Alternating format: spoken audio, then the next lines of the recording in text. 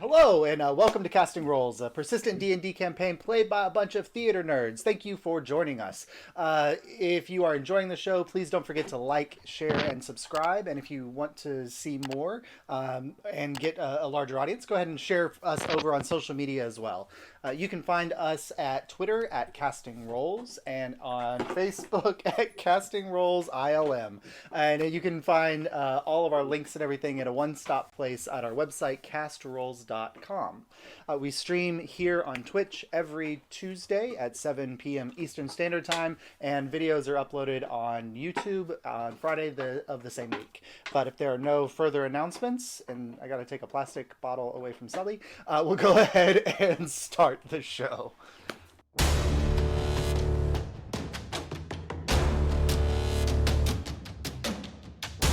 Sully.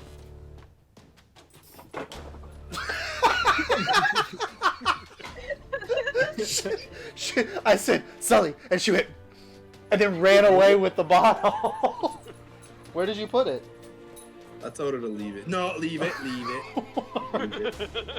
I know it's not fair. It's not fair. I know. Leave it. All right, so ticket takers.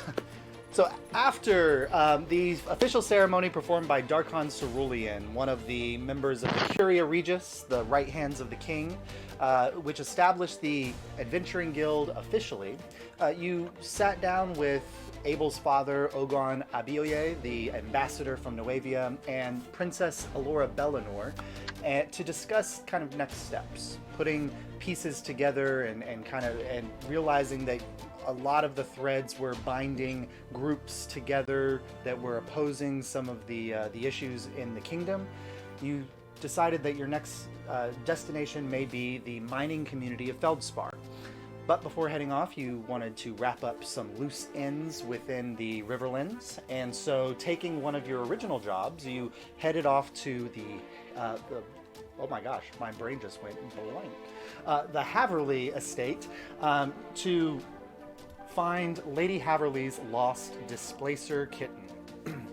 Meeting the lady of the manor, discovering her menagerie of mythical creatures trapped in very small cages, you set off into their forest grounds and recovered the displacer and almost lost a member to a shambling mound and a few other dangerous creatures. But you made your way safe back to the estate and encountered Devon, a member of Vox Populi, who offered first for you to kill Lady Haverly, but then decided that you could also aid in discovering ways in which she is working against the kingdom and working with groups like A Priori and the Tidewater Syndicate. So, ticket takers, we begin with you there. Mar had stepped away to have a conversation with Jane, also a member of Vox Populi, but now coming back together, you're kind of at the entrance gate of the grounds, and Saurus, I believe, had a plan. So, ticket takers, what would you like to do? You're muted, Ronnie.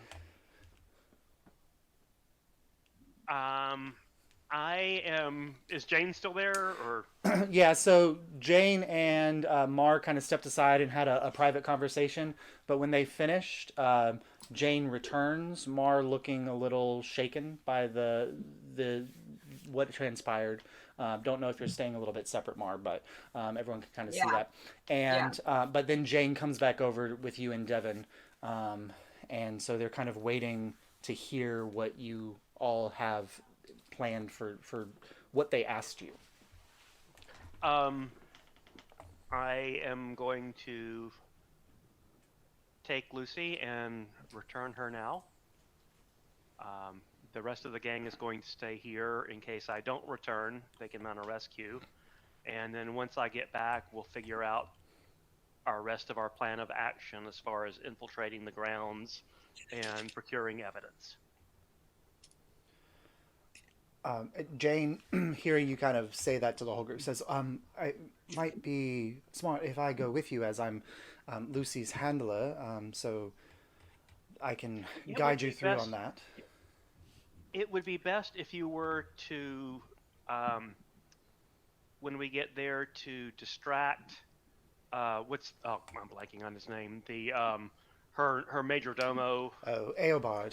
Eobard. Mhm. So, what would be useful is once I get to the menagerie, if she would distract Eobard and keep him from interacting with Lady Haverly.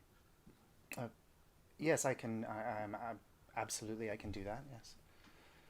That would be the most useful thing. All right.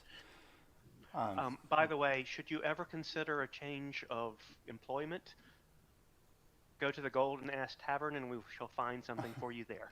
uh, Devin kind of laughs and says, "Well, I think if today goes well, we might all be looking for another job. So we'll keep that in mind. Thank you." Uh, Devon, do you think you could stay and give us some more insight on Vox Populi, what you all are, and what your Uh, goals yes, may be? I would be happy to answer any questions. Um, And do you have some way maybe to signal us if you are in immediate danger that we need to rush in and help with the situation? My concern is that she's going to throw me in a cage, which abrogates any necessity for immediate action.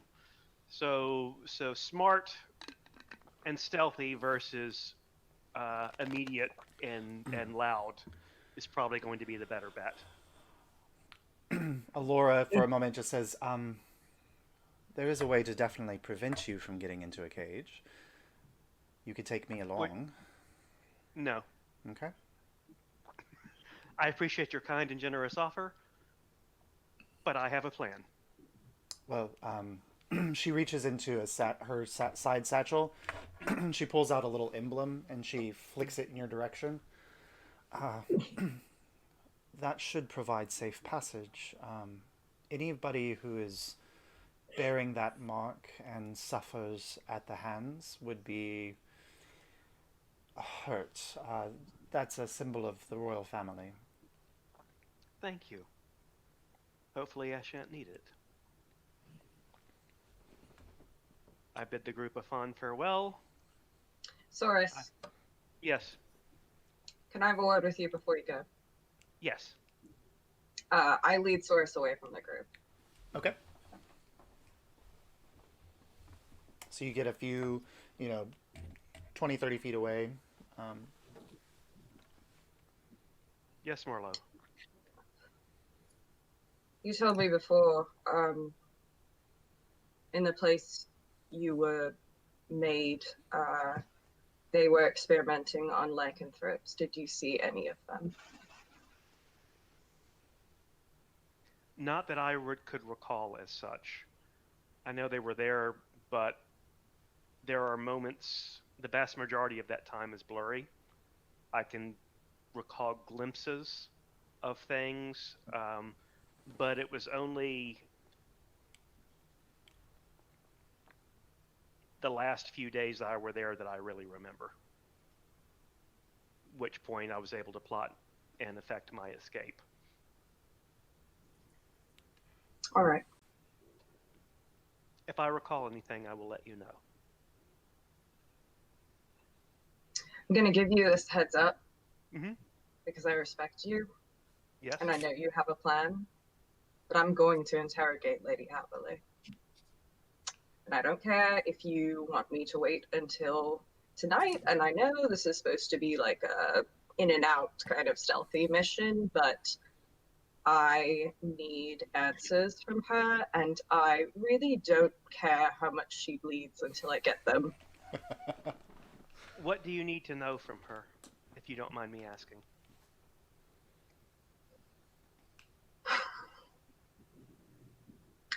She had people here that she gave to your bishop. To know about them. Understood. By the way, he's not actually called the bishop anymore. What is Jane he said called? the last time he was here, he's called the king. And there's a new bishop, so he's been promoted. Whatever he's called, he'll get what is due to him in time. Fair enough. Thank you. Yeah. All right. So, Soris, you take Lucy's leash, and she plods next to you. Not pulling or anything, and she's following you entrustingly in that direction. Good luck, Everybody else. Loris. Thank you. If I don't come back, come find me. Okay. I'll ask Kamana, how long do you think we should give him before we go barging in?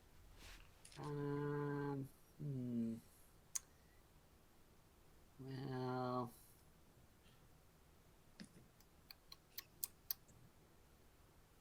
I'll say about half a day. Half a day. I'll talk to Mara about it.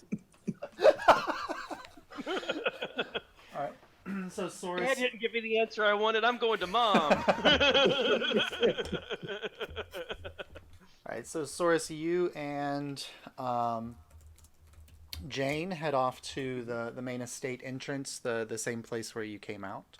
Everybody else, you're kind of sitting there with Devin, and kind of sitting on the back side of the estate, the trees and things blocking your view of the main estate, so that you feel a little bit out of view and out of the the direct watch of anybody. Haven't seen any walking guards or anything, as Devin was responsible for watching this gate. But Soris, you make your way up to the main entrance, and Jane kind of takes out a key, and she pops it in the lock for a moment and turns and opens it. And the moment the door opens, standing there at the entrance is Eobard, and he says, "Yes, have you returned? Where's the rest of your I party?" look down at Lucy, Yes. and I look back at him. Yes. Where's everybody else? Not here, obviously. Oh. Well, It was. We ran into some complications, and so they're healing up. Well, Lady Haverly would definitely prefer to have this conversation with the entire party. Does she want her kitten back?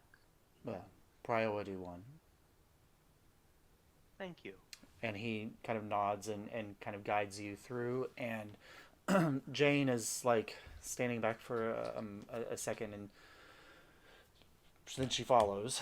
And he guides you through the same path that you led before, through the foyer, down the right hallway, past that really ornately beautiful red door, and into the greenhouse, or the solarium, the sunroom. Yep. And then when you kind of get into that area, Eobard holds up a hand to Jane and says, "The lady will not need you." And Jane says, "Well, I'm Lucy's handler. I believe that, and perhaps you will see a change of position, considering we are in this position because you did not handle the cat." And Jane kind of, "Well, I think that we can talk about it. He can go ahead to the lady." And Eobard says, he turns to you. "You will find the lady at the back of the solarium." And he kind of motions the direction. He says, "I shall talk to the help." And you have a moment to kind of walk away ahead as he and Jane communicate. So this large glass front area, all of these giant plants, you kind of meander through, and you get to like a beautiful kind of, looks like an outdoor seating arrangement, but still indoors because it's inside the room. And Lady Haverly's there lounging, and she's like eating on some like tea cakes and tea, and she looks up from maybe a journal or something that she's writing in, and she says, "Oh, this is a much smaller party than you left with. Am I to assume everybody else has died?" No, but they are recovering from wounds. "Oh, what a pity. But I see that you have my kit, Lucy." And she reaches over and grabs a little bell and rings it. And Lucy pauses for a moment and like looks in your direction. Before I hand her over, I did have a couple of questions, if you don't mind. She looks confused for a moment and then sets the bell down. Yes. Do you have anything to report to my maker? I don't know what you mean. You do know who I'm referring to, though. Oh, I'm afraid I don't. One-time bishop, now king. You don't think this happened naturally? There are many creatures of the Riverlands who look like you. You were walking next to an otter earlier. We might have believed that you are something special. You know of the bishop's work. Excuse me, the king's work. I'm not quite sure who you're referring to. The only king I know is Renly Bellinor, and he's 15 years old. Are you really going to be so obtuse? I think you might be barking up the wrong tree, and it doesn't quite suit your animalistic characteristics. True. I will have to say, though, the wounds came from fighting something other than Lucy. She was quite amenable to coming back. Oh. As a matter of fact, she was so amenable to coming back, I didn't have to activate the leash. And I unhook it. Okay, give me a second. Grace, your expression is everything I wanted it to be. Because if you kill this woman before I get to her, I'm gonna be furious. Okay, I'm just... Oh, I'm not going to kill her. Alright, If so... this woman is dead before I get to her, I'm gonna be mad. Alright, so the moment you unhook the leash, like, Lucy, the whole time after the bell was rung, Lucy was looking at you, probably for direction of some kind. And when you unhooked it, she took that as the sign, and she did roll a faster initiative than Lady Haverly. And so she clears the 10-foot distance between her and the couch in one leap and lands on top of Lady Haverly and makes 2 slashing attacks with her tentacles, and hits with the first one, hits with the second one. Lady Haverly taking pretty solid swipes across the neck, and you can see like some blood gouting out of one of her wounds, and she reaches up and grabs it, and you see her pull in the air and cast, and a door opens around her, and she vanishes. And Lucy's left on the table just sitting there, or on the couch just kind of over, and like hissing and growling, and Lady Haverly's gone. She's somewhere on the grounds. In beast speech. She hasn't gone far. She's somewhere on the grounds. You can probably track her. All right. You should be able to smell her blood. I'm betting behind the red door. Okay, so Lucy takes off running, and there's, as she gets around to that side of the solarium, you hear Eobard cursing and yelling, and you hear kind of an incantation that happens, and then there's a brief like flash of light and an explosion in that direction, and you can't really see what happens. I go running that way. Okay, you go running that way. So as you kind of clear around the side, you see like Eobard is laying back on the ground, and he's got a slash across his chest, but there's this scorch mark on the ground in front of him, and Lucy's nowhere to be seen. Jane is sitting there kind of clutching her right side, burned from whatever Eobard did in the moment where Lucy kind of attacked him, but Lucy's gone from that space. And Eobard says, What is going on? What happened? What have you done to Lady Haverly? I've done nothing. I don't think that's quite the truth. And he reaches out and casts. I need you to make a wisdom saving throw. Oh, that's much better with my glasses on. Wisdom, that is a 17. A 17. Okay, so you succeed. So for a moment you feel this spell kind of go into your brain, and you begin to kind of calm down for a moment, but then you're like, that's not real, and you shake it off, and the charmed person does not take hold. And then he kind of holds up, and you see him beginning to cast another I hit thing. him. Okay, go ahead and roll attack. And as I'm hitting him, it's like, I did nothing. I did not attack Lady Haverly. Bam! Nat 20. Okay, go ahead and roll damage. Oh my god. Let's see. that's 2d4 plus Is 5. Jane fight? Is she a fighter or a caster? We shall see. That is 10. You know, sometimes people in this world are nothing. Yeah, that 10, No. 10 total points. Well, I just 10 hit points. Okay, 10. So you punch out, and he kind of staggers back for a moment, and he's like holding on to his chest where he hit you, and then he's going to. I'm going to flurry of blows. Okay, go ahead. Okay.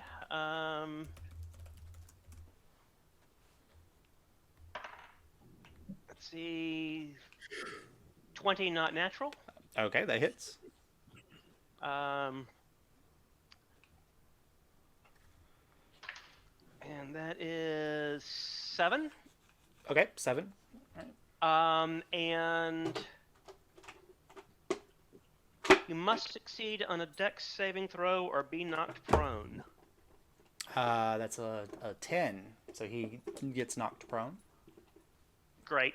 And then my second attack from my flurry of blows. Since he's knocked prone, do I get advantage or anything? You get advantage. Yep. A prone attack, you get advantage. Yep. 25. That hits. Eobard is not wearing armor. That is 9. 9. Four. Okay. All right. So slowly. And as I'm going, it's like, I did not attack her. All right. So as he's laying there, kind of like dazed from the first couple hits, he gets his attention for a moment, and you see him like reach up and cast again. I need you to make another wisdom saving throw. 17 again. Yeah, it does. So this time you still like you're going to hit again, and you feel like your body lock for a second, and then you force through that with your monk intellect, wisdom of self, and you like that last hit lands as his hold person does not land, and so he's just like, enough, fine. You didn't hit Lady Haverly, but where is she? The cat is loose. It was your job to get it. Where is she? I was trying to. I do not yell. I was trying to find her when you so rudely interrupted me. Stay here. The cat will hurt you. And Lucy, please take care.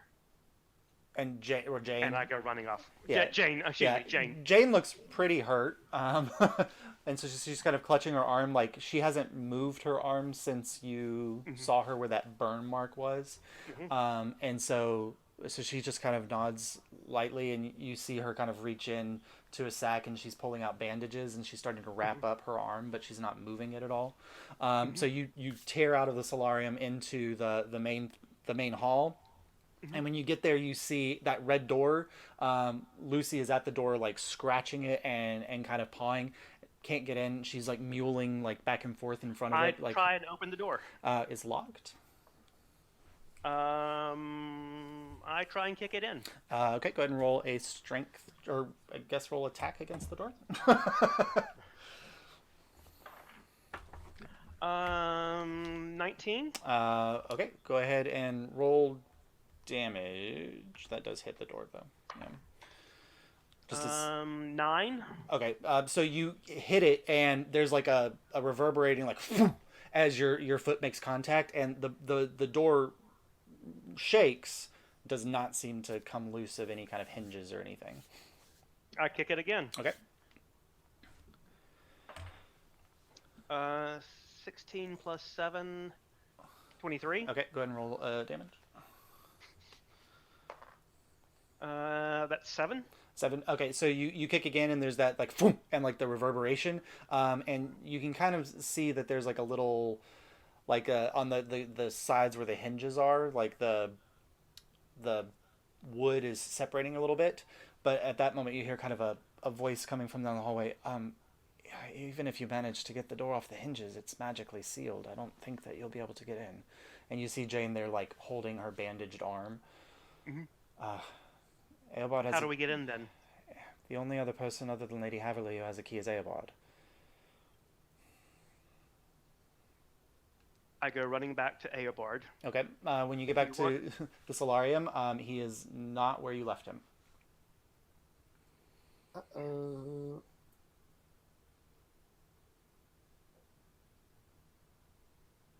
I go running back to Jane. Mhm. Where would he be? There's, if anybody knows the secret passages and ins and outs of the manor, it's him. He could be anywhere. Go get the others.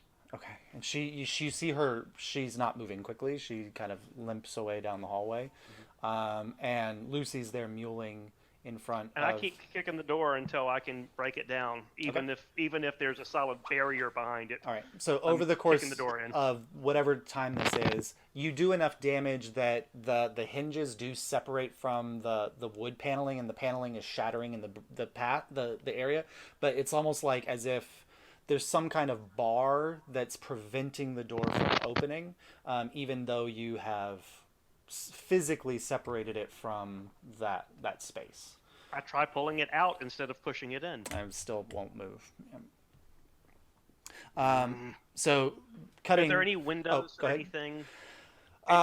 So based on your knowledge of where this room is compared to the solarium, the back wall of that room would be inside the solarium. So you could go look to see if there are any windows. I'm trying to find a way in. All right. So go ahead and roll an investigation check. Sorry, guys. Oh, this is That is a 12. a 12. Okay, so when you get into the area, you're kind of looking around and you're trying to match, like, okay, this is the wall, this is about how far down the hallway I've gone, and you're like looking around it, and there's, as far as you can tell, this is just a solid wall of the back of the house with no windows or available openings. Is there a chimney on top? Of the whole house, you'd have to go outside. I'll do that. Okay, so you're And we can bring the group in Yep. while I'm searching. All right, so rewind. This all happened in like 20 minutes. So rewind 20 minutes. So Saurus has just left the group, and you all are all there watching your friend walk away with Jane, not sure what's going to come. Anything that you guys want to do in that period of time?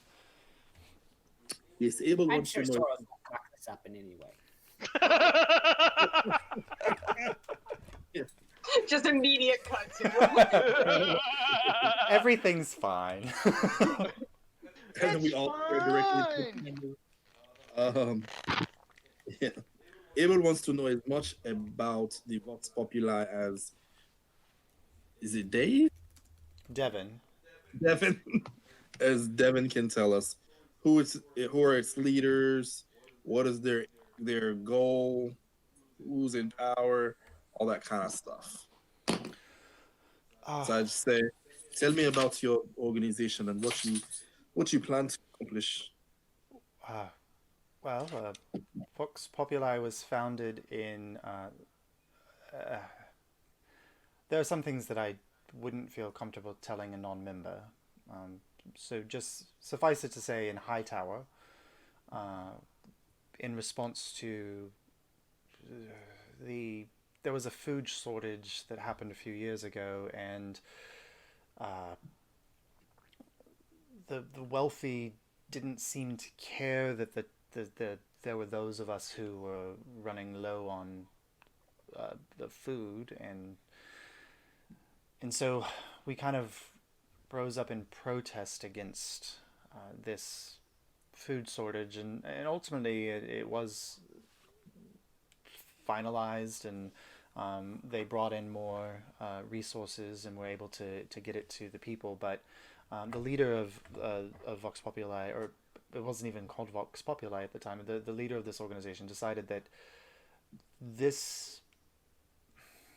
way she puts it, this inequality between those who have and those who do not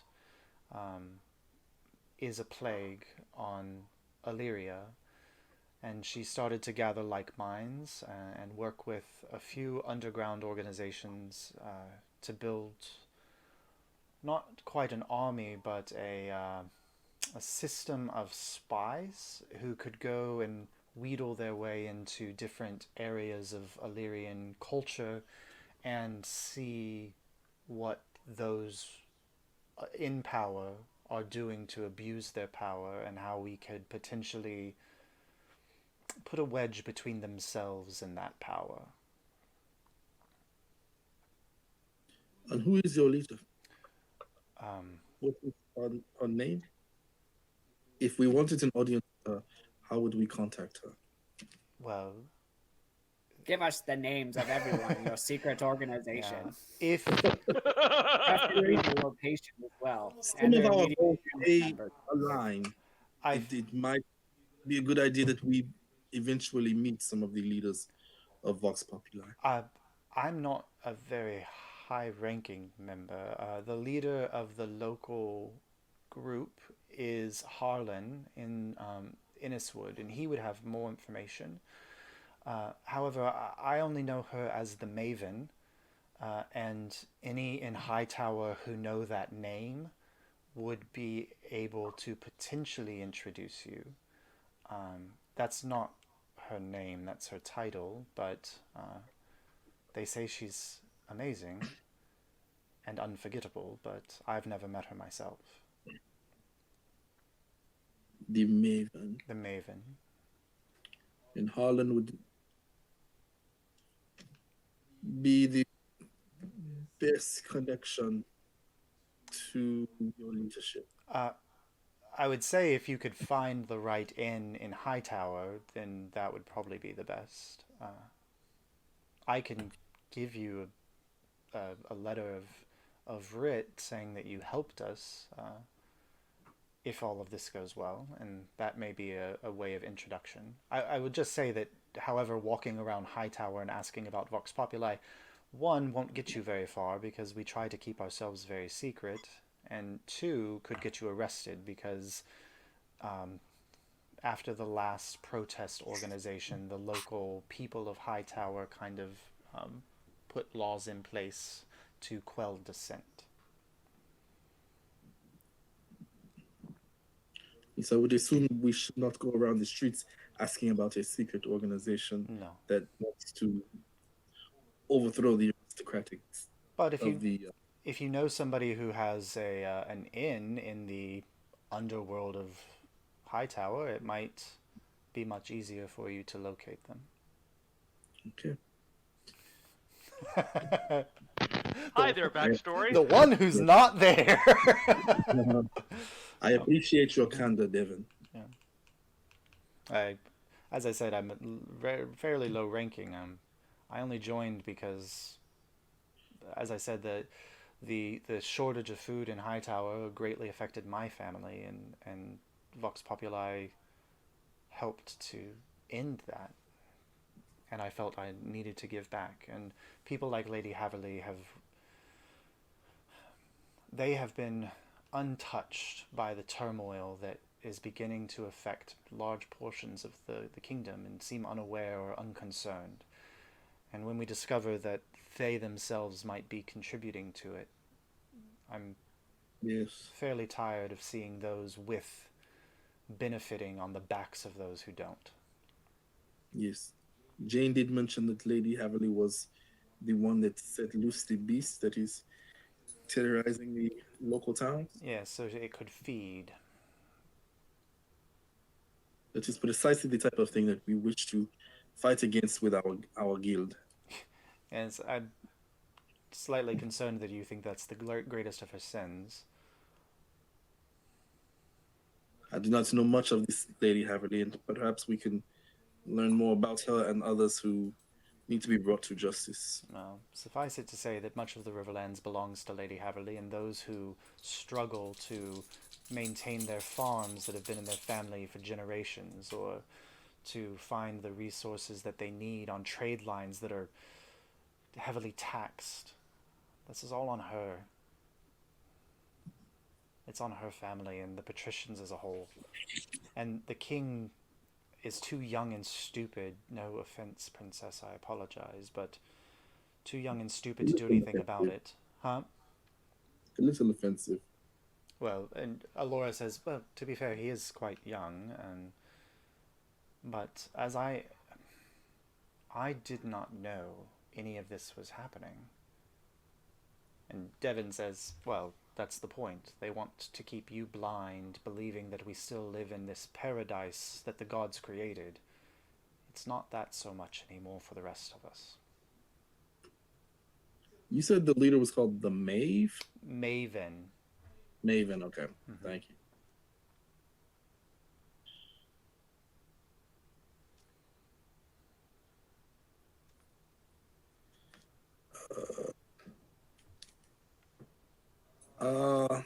Okay, I guess at some point it is worth a trip to Hightower to see what we can learn about these Vox Populi and how helpful they could be in our missions. Well, if you've helped us once, unknowingly, and now choosing to help again, I think they would be happy to have you on their side, but also concerned because you now bear the mark of the king and of power as members of the Adventurers Guild. Well, we can leave that part out. Might be best. I agree. The Curia Regis has probably what has done the most to keep the king blind to what is happening in the world today. If you're looking for people not to trust, it might be those right next to him. True. How is Mar looking? She looking a little upset. You Or... can roll an insight check. We've been together for like 5 days. I think we know each other well enough to where. Well, let's see Yeah, what the dice say to that. You know everything about me. Yeah. No secrets left on this table. None. We now know Mar is everything. an open pamphlet. And I got 11 plus 2, a 13. Do I gotta roll? Hmm. What are we doing here? Are you trying to Yeah, hide your... I would like to be as stoic as Mar can be. Okay, roll a deception check. No, I got a 9. So, what you see, Abel, is Mar very much looking like somebody who's trying to keep it together. But under the surface, there is a lot happening. I kind of nudged Kaimana and gesture in her direction to bring it to his attention. Thanks. Bless whoever that was. Was that Ace? Oh. I was like, was that Atwood sneeze? I thought it was Sully. No, Sully's way louder than that, unless That is not Sully she's sneeze. so aggressive when she sneezes. I guess I'll ask Mar. How are you feeling? You seem a bit disturbed. What information did Jane have for you? Because it's went off the top. Oh, yeah, we just, I heard there were, the lycanthropes here, and that was concerning. So I wanted to just kind of get more info about that. There are more people here? There were. They're not. She had 2. They're both gone. I only knew of one, Devin says, but I've only been here for about a year. Jane said there was another one before. Were they part of the group or just had this same affliction? I guess they just had the same affliction. Yeah. Devin kind of looks oddly in Mar's direction, but... Yeah. Well, I flashed the order symbol on him. It's just, everybody's gonna know today. And Devin, let me... Not very good at keeping this secret. Doesn't know what you're mean when you're flashing the symbol, but says, well, let's see, 6 months ago or so, someone came to get one. It was a female, a werebear. Mm-hmm. Yes. So Jane said. Do you know whether they have gone or who the person was? Do I? Yes. I'm not in charge of the menagerie at all. I just late nights walking through parts of the castle or parts of the grounds that I probably am not supposed to be around to check on things. And the menagerie is a back entrance. You might have noticed that there was a kind of a on the stone wall at the back of the menagerie. There's a cage entrance um, that actually connects into the forest, so I can get there from here pretty unnoticed. And I would walk by this cage occasionally, and it was just an older woman, um, sad and caged, but I had no way to get her out. All of the locks are magical. And you, I'm asking more out of concern for Mars information getting out. Um, so, Devon, you were sympathetic towards this lycanthrope situation. I'm not sure that werebears are called lycanthropes, but yes, any person Whatever who's you refer kept to in a them. cage is. I mean, do you think. Should I cage you? I am simply curious how you feel about people who have such information I'm more and concerned. what information you may divulge to your spy network, Vox Populi. Let it be known that the terrors of the night, the lycanthropes, and the veil. These are nightmares that those in power use to keep us afraid and under their heel. I'm much more terrified of the power that Lady Haverly wields than I am of some creature who did not choose what happened to them. She was just as much a victim as anyone else. And then one day she was gone.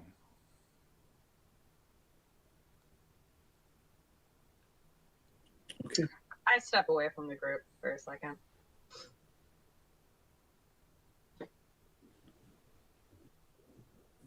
Right. Any other things you guys want to talk to Devin or Alora or anybody else about before Jane portals into this from the Yeah, future? I gotta at some point talk to Alora. Okay. Oh, gotta get that one over with. You think? Having If felt, you could get out a little bit. let me see, like having felt like she made a connection with you, and she sees you kind of wander away from the group. She wanders in your direction. There's a lot to handle, isn't it? Yeah, it's a lot to handle. Kind of feels sometimes like everything that you thought you knew is now no longer the truth. Yeah, a little bit. I think differently, but I'm right there with you.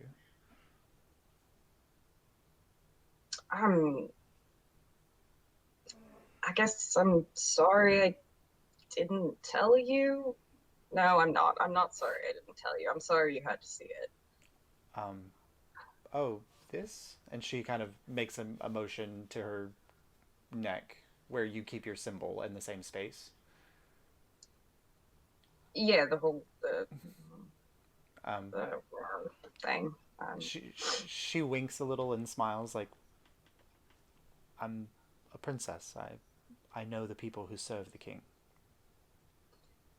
Yeah, I'm good, but you know, still, I don't like pulling it out, Understand? especially in front of people. It's quite impressive, quite powerful. I guess. I mean, it's somewhat useful occasionally. I think it might have saved all of our lives in the wood. Yeah, yes. And Saurus would definitely be something else if you had not been able to do what you did. Yeah, that's why I did it.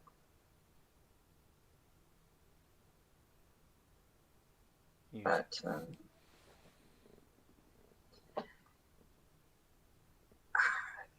I mean, I went easy on you in that fight. Yes, now seeing your full power, I can imagine. I told you to use whatever skills you had. All right. Well, I wasn't going to do it in the middle of the whole town. Yeah, well, who's to say that I didn't go easy on you? I mean, I am. She kind of taps it, I'm like a full cleric here. Oh, I mean, you held your own in that fight. Like I said, we can always, once all of this insanity boils down a little bit, have a rematch. I'd like that. They say on the Iron Mount that sometimes they have, what do they call it? Doubles matches. I think that you and I could make a good team. I think so too. She nods and does not press conversation, knowing as much as she feels like she knows about you. Yeah, well, Mark's not going to instigate if she doesn't do any more. And you get the sense that like Alyria is very much comfortable with just sitting there in silence. Being somebody who spends a large portion of her time, and as she said before, the happiest parts of her time sitting over a forge, probably in isolation. Cool. Yeah, Abel will say to Kaimana, "Come, what do you think they're over there talking about?"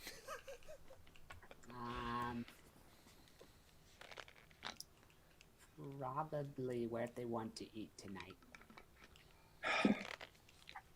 Yeah. It's a big... Nope. Definitely asking about what they want to eat tonight. It is logical. Yeah. Mars not flirting with my friend. I mean, would that be a problem? You can roll an insight check on me if you want. No, it's not a problem. I guess I'm just worried about Solis, that is all. Yeah, we're still fine. It's only been like 10 minutes. Yeah. Yes. He's got another 10 hours. What's your passive perception, Kaimana? 14. And Mar might be the only one with... I gotta check. Where is it, D&D Beyond? D&D Beyond, why wouldn't you just tell me? It is also 14. 14? Okay. Yeah, probably too far away for either of you to have heard any of the commotion of what's happening up there.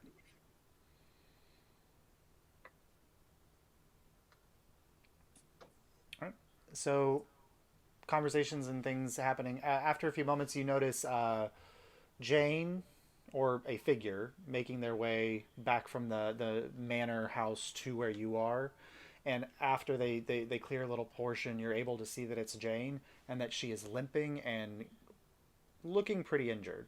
And she's coming up and she's breathing heavily. And she's like, does anybody have something to stop this? And she pulls her hand away and you notice that there's now blood kind of pouring down her arm from these burn marks that have now like kind of partially sealed and then retorn as she's been moving them. She's breathing a little heavily. How long has it been since we've had our fight? Like with my flamethrower still? Oh no, it's been over an hour. Yeah. Okay. Well, I have one spell slot. I can heal her, but if I do that, I'm not gonna. I'll heal her. Okay, so you reach out and cure her.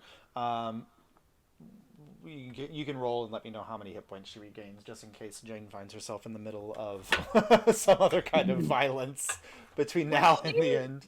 Reaches us, and I see she's injured. Can I just head into the house? Can I just start running? Yep, go ahead. So, I'm gone. So the moment you see Mar sees Jane like hurt, Mar takes off running and leaves you all. Kaimana, you heal up Jane. 5 hit points. 5 hit points. Okay, so you watch as the burn kind of heals over a little bit and looks like maybe a burn that had happened 5 or 6 weeks ago and still a little raw and red, but not bleeding anymore. And she says, so I'll run after Mom. and she goes, Yeah. okay, and she like turns to Abel. What happened? Everyone's okay. I won't tell anybody anything that happened. And she just kind of sits down there, and Devin stays with her.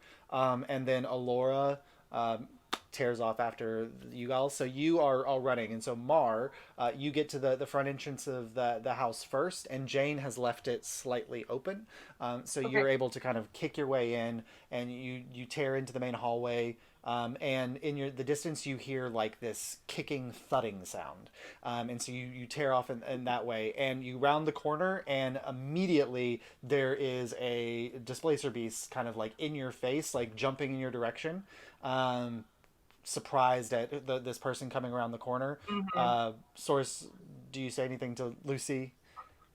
Yes, no. Okay, so like in kind of all like mid pounce, like Lucy takes a step back and then realizes who you are, and she goes back to kind of prowling around, and you see Soros is kind of or I guess Soros, like at this point you had some point gone out, so we'll do your what happened outside. When you got outside, like this is like a 3-story house, and getting up to the roof would take some climbing. Okay. Gotta find that someone. I run back inside. This is okay. So you're coming around and you're looking at the door, and so around that time, Mar rolls around the corner, and you stop Lucy from attacking Mar. And so Mar, you see Soros there, kind of standing in front of this door, and it's weird because the door doesn't look like it should be standing, but is just held in place. magically sealed. Need a way in. Okay. Ignore the cat. Okay. How high up are we? Back entrance? Anything? I've looked. No way. No windows. You sure there's no? Hold on. I want to go into. I guess the solarium is really the only place I know about here. And I want to start investigating for like secret passages, or, like anything cool and mysterious like that. Okay, so go ahead and you head into the solarium and start kind of doing. Yeah, so, I know what rich people houses are like. Yeah, first roll just a perception check to see if you can notice anything that seems to be out of the ordinary. Oh, baby. 18. 18. Okay, so you're kind of searching on the solarium for a little while, and like you get to a seating area where you're looking at this beautiful like white settee couch thing, and it's got blood all over it, and you're seeking around in that area, and you find your way to a back space where there are several large plants up against the wall, and you're like kind of looking around, and there's behind the plant you notice that the wall there is offset, that like if you're looking at it face on you wouldn't be able to see it so much because the plants are hiding the seam, but there's a portion of the wall that is recessed inwards, and when you look there's like it's recessed enough that somebody could slide through there, and then there's a passageway behind that. Oh, can I get in there? Yeah, so you kind of pop in, and when you get around that little like inset wall, you're in a maybe 5 foot, you're gonna have to hunch a little bit, 5 foot tall passageway that seems to be running, it seems almost like parallel to that main hallway entrance. Like this seems like the servant quarter where like I'm coming from the kitchen, I'm gonna go through this so that I can get to the dining room without having to pass through any of the main portions of the house. And as you're walking through, you like notice that there's offshoots that go in different directions, and at the far end you can see that there's like this very narrow spiral staircase that goes up to the upper reaches of the house. Go up there, I guess. Okay, so you tear off in that direction. So around that time, Abel and Kaimana, you arrive at the front entrance and barrel down the hallway and get to that door where Soros and Lucy are currently outside. Magically sealed door. Need in. All right, and Kaimana, go ahead and roll a perception check for just when you were running up to the house. That's a 10. A 10. Through all the commotion, you kind of noticed, like, as you were running in the house, there were some people on the grounds. but you don't notice anything coming your direction or anything like that. So you tear into the house, and you run into Saurus, and he tells you that the door is magically sealed. Well, that's going to be tricky. Do you think if we hit it with enough spells that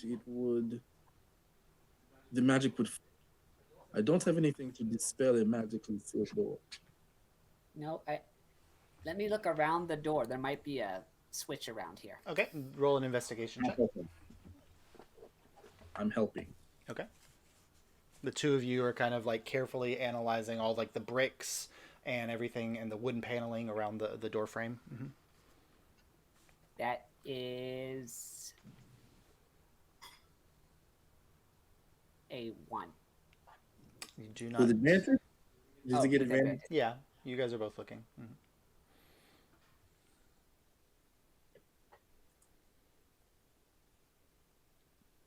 A 2. No, I mean, you don't. You almost made me do a spit take. Yeah. There was a slight improvement on the second look. So you're looking around, and like the only thing that stands out to you is that when you get to like the keyhole where like a key would normally go in, both of you are magically tuned enough to recognize that whatever kind of aura this door is giving off is centered around that keyhole. How big is the keyhole? It's normal for like an old style, like an old Victorian style key hole. So you know, Can I like see inside of it? you can go ahead and look through and make a perception check. Cuidado. A 3, no.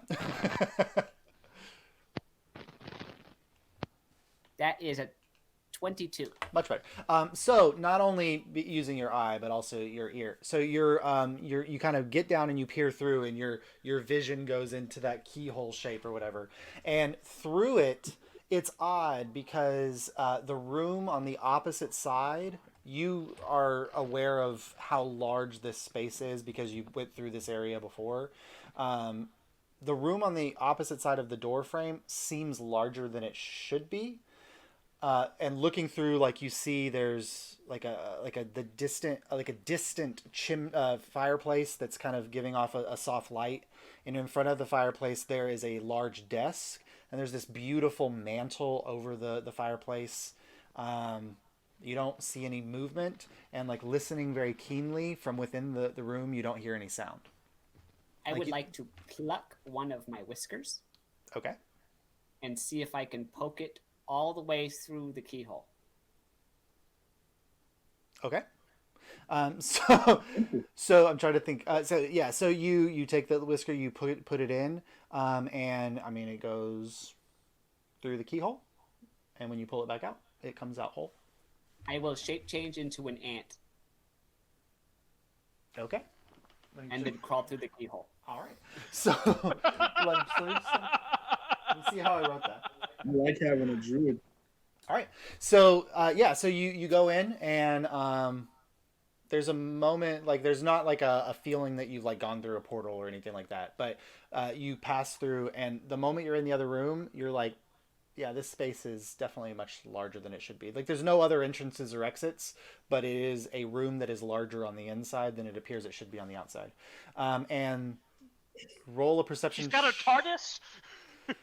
I'm trying to think. I guess. You maintain all of your senses. It's not like polymorph. Yeah. So you're looking around the room using your ant senses, and within the space you do not see anybody. I will revert to my form. Okay. And try to open the door from the inside.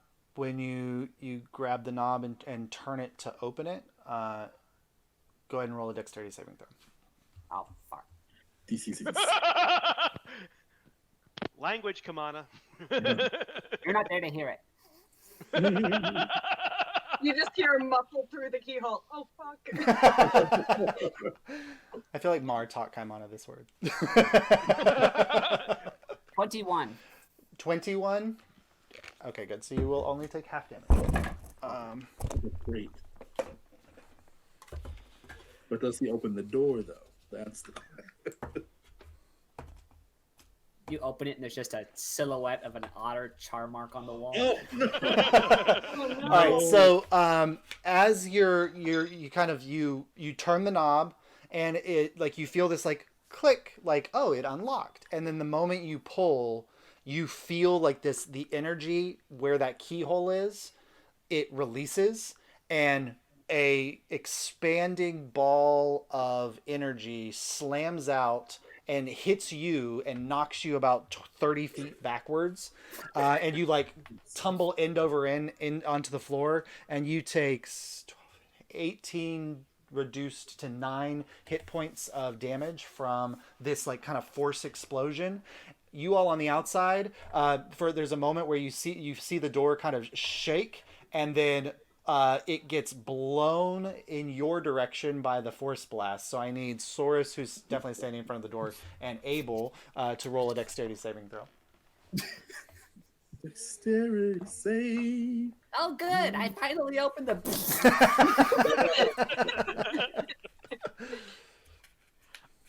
I swear to God, every time I roll a dexterity saving throw, I roll 5 or below. You're a monk! I know! That's what this is hysterical. That's a 10 with my +7 bonus to dexterity. All right. Abel. Saurus is very rehearsed and put together, but when he gets caught off guard, he gets caught off guard. He gets caught, yeah. Abel. I got a 19 plus 1, a 20. The artificer. Okay, so Abel, you're listening closely because you were helping Kaimana, and then like when he disappeared as an ant into the room, you're like, what is going on?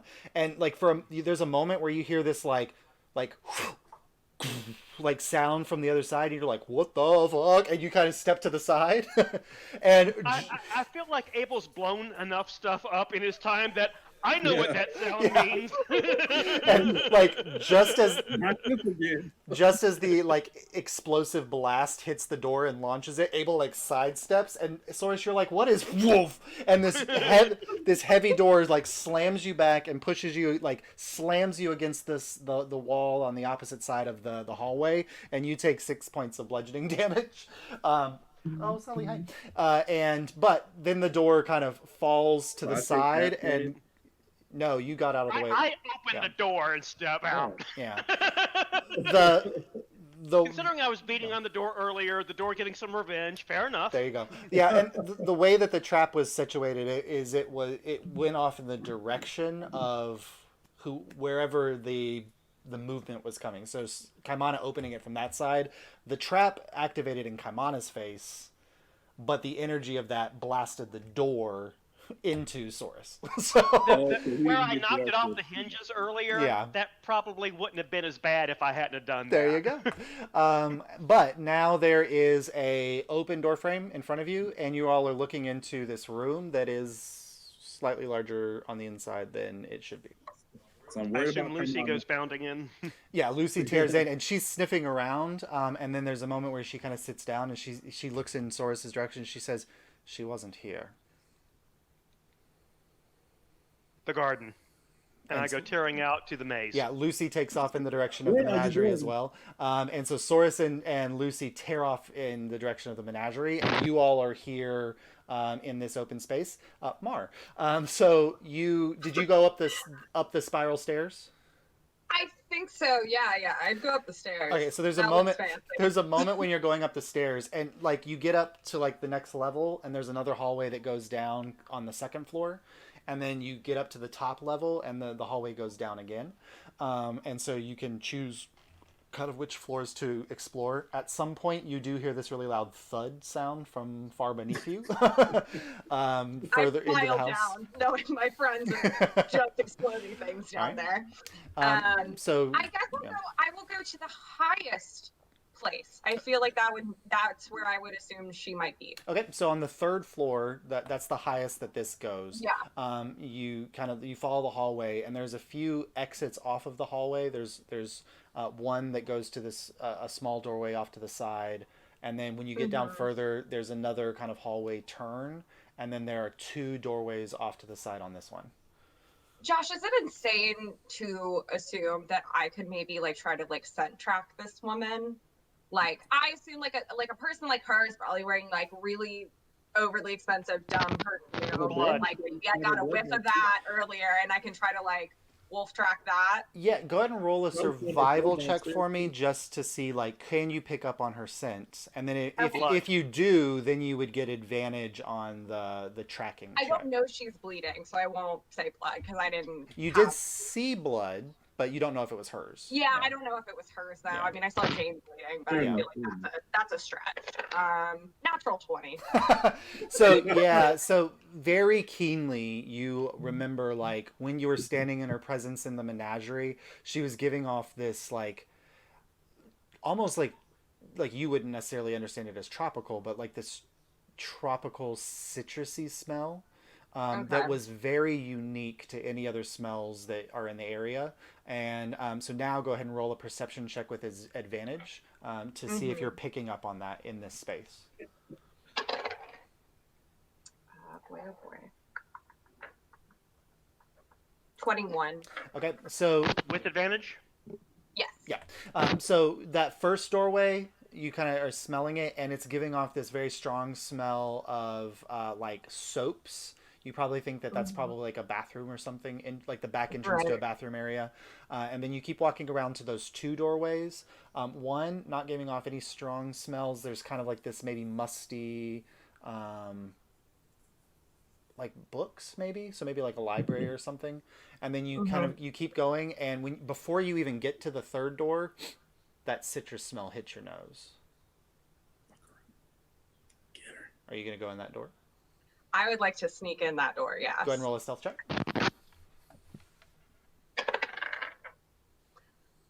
What's my stealth? Is it good? I don't know. Oh, it is. 25. 25. So you feel like you're pretty stealthy, and you go over, and the doors, there's not even a knob or a lock. It's like one of those like swingy doors, whatever. And you swing it open, and you find yourself in a small like a linen closet. And there's a door there, and that smell is coming through this 2nd door. This one does have a knob. Okay. I guess I'll try to open this door. It's locked. Okay. You can open that one. I guess. Oh boy, can I try to break down the door? Yep. Go ahead and roll it. Okay. Like, are you going to do it with your... It doesn't. I don't think I would have anything to try to like pick the lock necessarily. And there's not even like a lock to pick here, right? There is a keyhole, yeah. Okay. Yeah, but I don't know if I have it. I don't think I. No, I don't. No, I'm just gonna try to break it. Okay. That's in character. Go ahead and roll break it. a physical attack against the door. Okay.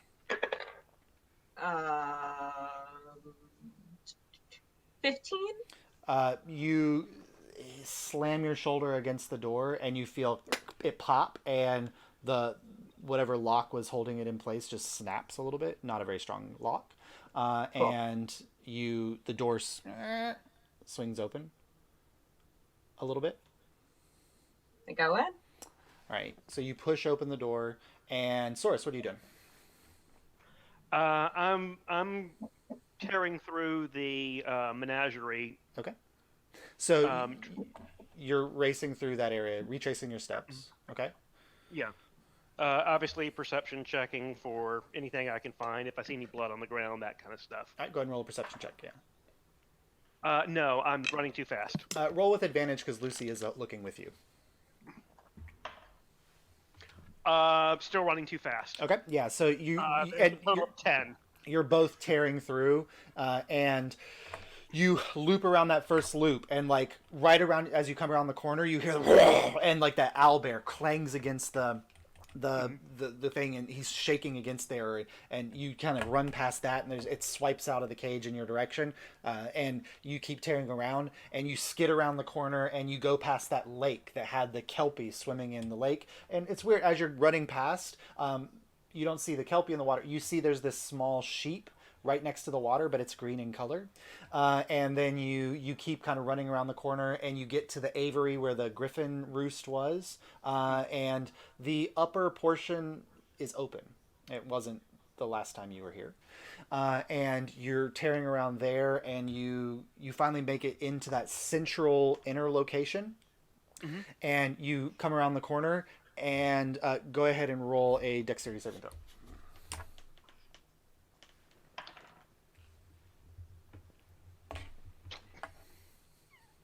Oh my god! How did I find the monk's weakness is dexterity saving throws? It's a 5, so that's a 12 total. Well, a 12 is actually your fireball. We found it. A 12 is actually is enough, because this is Eobard just throwing something in your direction. And so as you're popping around the corner, like, you look up just in time to see like a planter pot flying through the air in your way, and you just kind of dodge down and step out of the way. And when you get a clear sense, all you see at the center of the menagerie is Eobard standing there, and then Lucy tears out from behind you, leaps up, lands on his chest, knocks him backwards. He hits the ground, and her teeth sink down into his throat. Jesus. Natural 20. All right. She's good and righteously pissed. Yeah.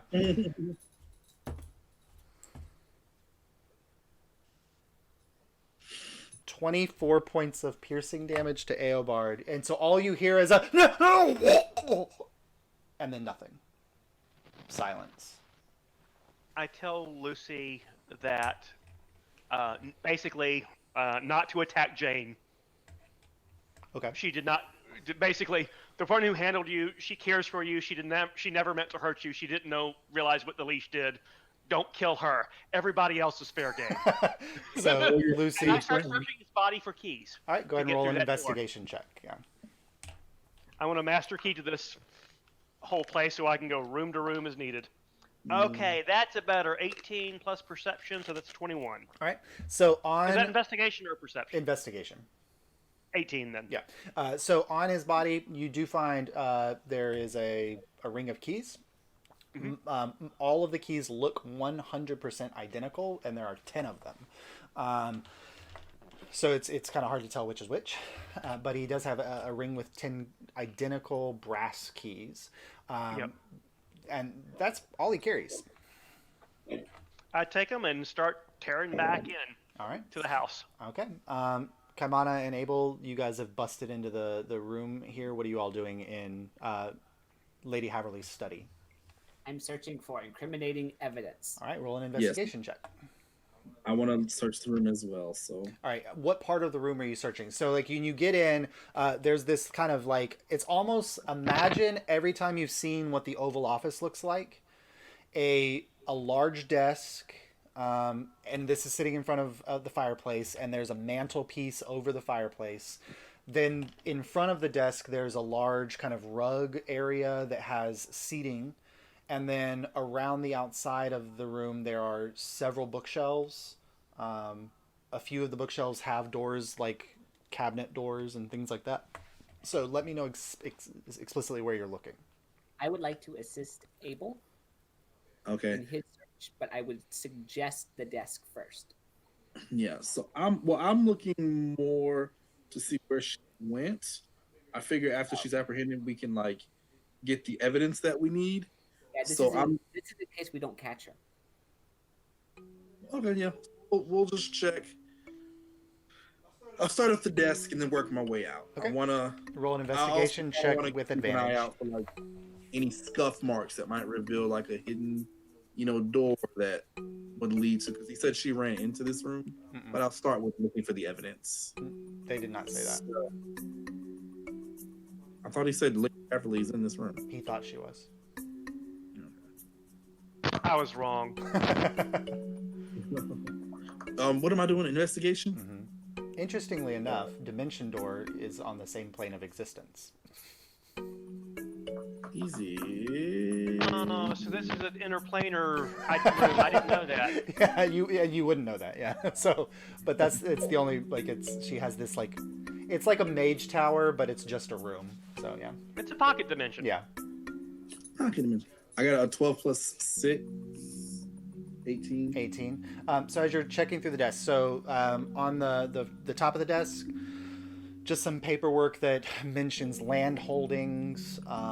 There's a couple that talks about shipments of grain and deliveries from the Inniswood from the forest, and then there's another one that talks about the deliveries from the mine that you all visited in Ipswich, and it's kind of just keeping track of the economics of the Riverlands, which the Haverleys have their hands in all of it. None of that seems incriminating in any kind of way. There's a really fancy quill set of solid, there's a solid gold quill, not a quill, but the quill's not solid gold, but the ink pot is solid gold there, and this beautiful quill that looks like maybe a peacock feather that then they made the quill from, and that's there. That's all that's on the desk. The desk itself has 2 drawers, and when you open the first one, there's some random documents there and a small, maybe a journal kind of wrapped in leather with this leather cord around it. And then underneath that, there's another set that almost basically the medieval equivalent of a filing cabinet. You just see rolls and rolls of scrolls there in the second drawer, stacked very neatly. And this just kind of seems to be where she's organizing some of her papers. Okay, I'll hand the notebook to Kamana. Then they said that she had a ledger or a book that had some information in or whatever. They told you it was in a lockbox. Okay, so but still, I'll hand him the book. Maybe it's got something in it we can look through later. I want to take my time. You said there are bookshelves around the perimeter of the room. Yep. So there's 6 or 7 bookshelves. A couple of them do have doors, cabinet doors on them, but most of them are open. Okay, can I take my time and just work my way through the bookshelves looking for anything that might stand out? Maybe pulling some books down, maybe one of them is lighter or hollow, opening up the cabinets and just taking my investigating the area. Go ahead and roll an investigation. Kaiman, are you looking through the notebook, or are you helping him with this one too? I'm helping. All right, go ahead and roll an investigation with advantage. Oh, I don't think I did advantage last time. Natural 20 plus 6, 26. So as you're looking through the bookshelves, there is there's a kind of one of the doors that you open. There's another room through the door that looks like a very fancy powder room. And there's a toilet and a sink, and it's marbled surface, and nothing in there of any interest. And so when you close that cabinet, and then kind of looking through, the books all seem to be about farming, mining, tools of the trade type books. There's some random history of Alyria, the subversion, random kind of texts like that. There's a whole book about the gods. Nothing really stands out. You're pulling them or whatever, and there's no secret levers or anything that you discover there. You do find a really, really, really, really fancy block that has the Haverly crest on it, but seems to literally be made out of platinum. But in the bookshelves, that's all you find. I put the platinum bar in my bag of holding. Okay. And It's about this big, and has the Haverly symbol on it, and it was sitting on a shelf, and it has the Haverly symbol, and it's either plated in platinum or it is made of solid platinum. You can't really tell, but cool. I also would have put the gold inkwell in my bag of holding as well. Okay. People don't deserve these niceties. This character was going to be a rogue, just so you guys know. All right, so that's the desk and the bookshelves. The perimeter of the bookshelves. Mm-hmm. Okay, you said there's the big rug in the middle of the floor? Yep. Can I pull back the rug, see if anything is there, and then I want to like look along the floorboards and maybe the baseboards around the room, if I can, if that makes sense. You look around. So you want to look at the rug first, and then everything else. Yeah. Yeah. Okay. So the moment you go to kind of pull up the rug, I need you to hold on. Don't do this to me, Where did Josh. where did my? I'm not doing anything to you. You're the one that's seeking through this woman's secret private study. Oh God, that was a natural 20.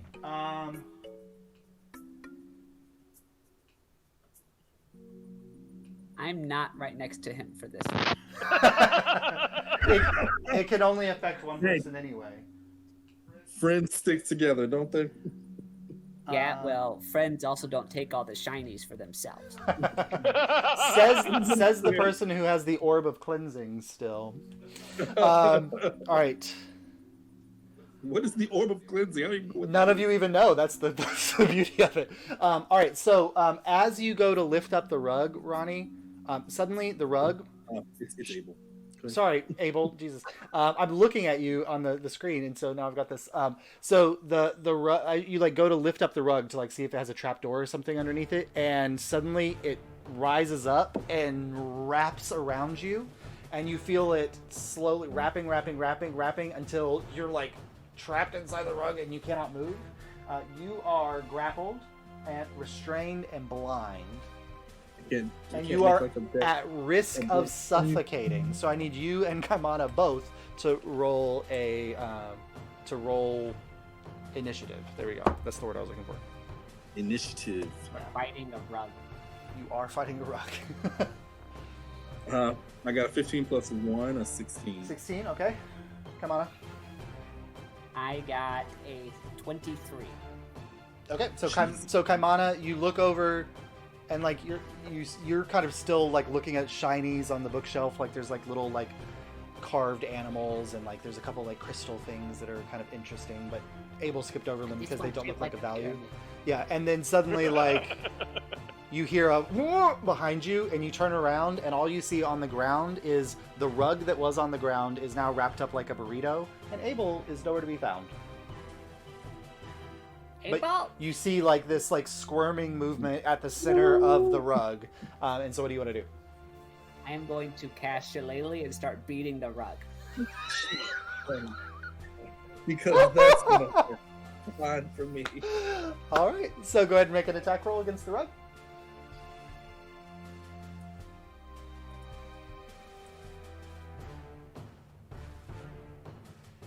That is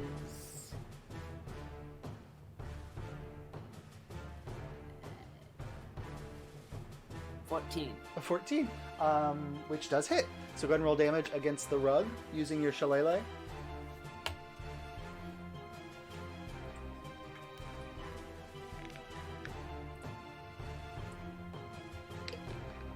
Five. 5 points of damage. So you smack into the rug, and like the moment you hit the rug, you hear from inside. The rug takes 2 points of damage.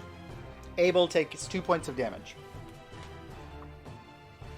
So Abel, you're sitting there, and you feel like not only are you being constrained by this rug, but you feel bang bang from the outside, and like you take 2 points of bludgeoning damage from that.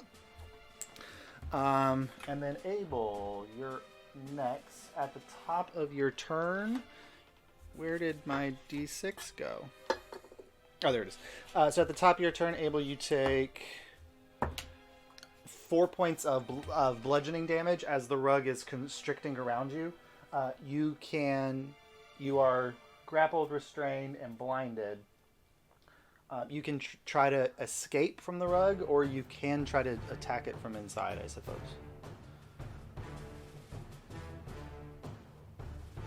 You're muted. I'm trying to do my 4 points. D&D is not working with me. Okay. I guess I'm gonna try to cast Thunder Wave. I just picture with this goes off, just the rug just going.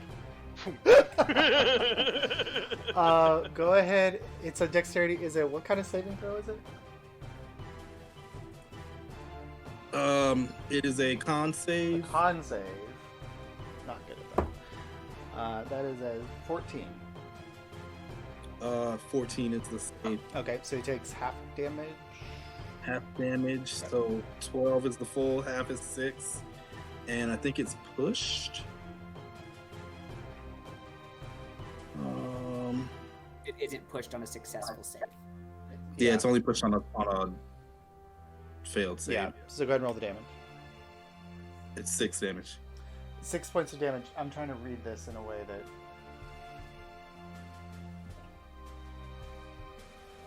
Okay, so you hit and like the energy kind of goes out, and there's a moment where like you feel that constriction kind of separate, and you're able to like take like a breath, and then it collapses back around you and tightens. But the rug took 6 points of damage from the thunder wave. Okay. Should have like a charming. It'd be cool to have a flying rug.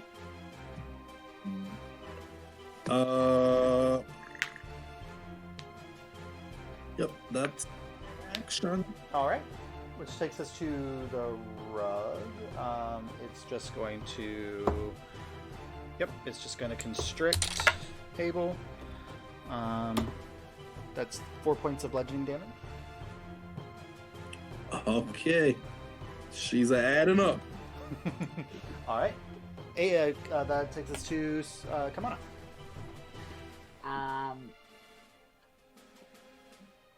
How? This is a weird thing I'm about to say. How hurt does the rug look? There's a couple places. So you were watching and you saw this like it expand for a moment from the inside and then kind of slowly kind of constrict back around the like the form of Abel on the inside. There's a couple places where it looks like maybe there's some fraying that's happening. It doesn't look like it's about to fall apart, but there's a little bit of fraying and tattering that's happening. I will try to free Abel. Okay, go ahead and roll a strength check. With advantage, I would be helping. You can't. I mean, you could use an action to do something like that, but you can't. Gotcha. Can I use the action to give Abel assistance to try to free himself? Oh, you can hold it until his turn and do that, yeah. That is what I'm doing. All right, cool. So, Abel, on your turn, at the start of your turn, you take 3 points of bludgeoning damage as it's wrapping around you and you're struggling to breathe. But you now have, you can kind of feel like Kaimana's like kind of pulling at the edges of the rug and trying to free you. And so you're starting to feel like you have a little bit more movement. Go ahead and roll a acrobatics or athletics check to try to break free from this grapple with advantage. You get to choose? What? Well, that's how you break out of a grapple, is you can choose athletics or acrobatics. We'll do the acrobatics, because I got a plus to acrobatics. 18 plus 1, a 19. Okay. So there's a moment where you feel like Kaimana pull, and you kind of like kick out you like splay out with all your arms, and with the force of you pulling out and Kaimana, there's an opening in the rug and you're able to roll out, and then the rug kind of unwinds itself for a moment and rises up to attack again. So that's your action, which takes us to the rug. And so Kaimana, you're there holding on to Rug's attack. Yeah. Kaimana, it misses, so it goes to like launch at you, Kaimana, and you dodge out of the way, which that takes us to back to your turn, Kaimana. Okay. I will cast Thunder Wave at 2nd level. All right, go ahead and roll a dexterity saving throw, Abel, Sure thing. because he's within Beat 10 that feet, rug. isn't he? I thought you got free of the rug. He is, but he's standing right there with you. I mean, I would have taken some movement and stepped away from the rug. Okay, but we can say that it's you did. fine. Yep. If you're more than 10 feet away, that's okay. So, Well, plus when the rug attacked Kamana, it would have gone from being here to here. maybe, so. yep. So it rolled I'm a trying. 13. Because most of my spells are ranged anyway, so I would have had to step back and like to get off a good spell on the minion. Okay. The rug rolled a 13. Okay, so hang on. Spell save is...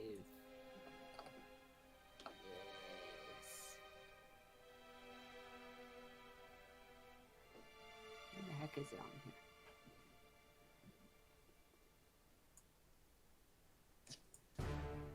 Am I just blind? If are you on D&D? It's under. You have to click spells. On spells. Spell save 14. Okay, so it fails, so go ahead and roll damage. Right.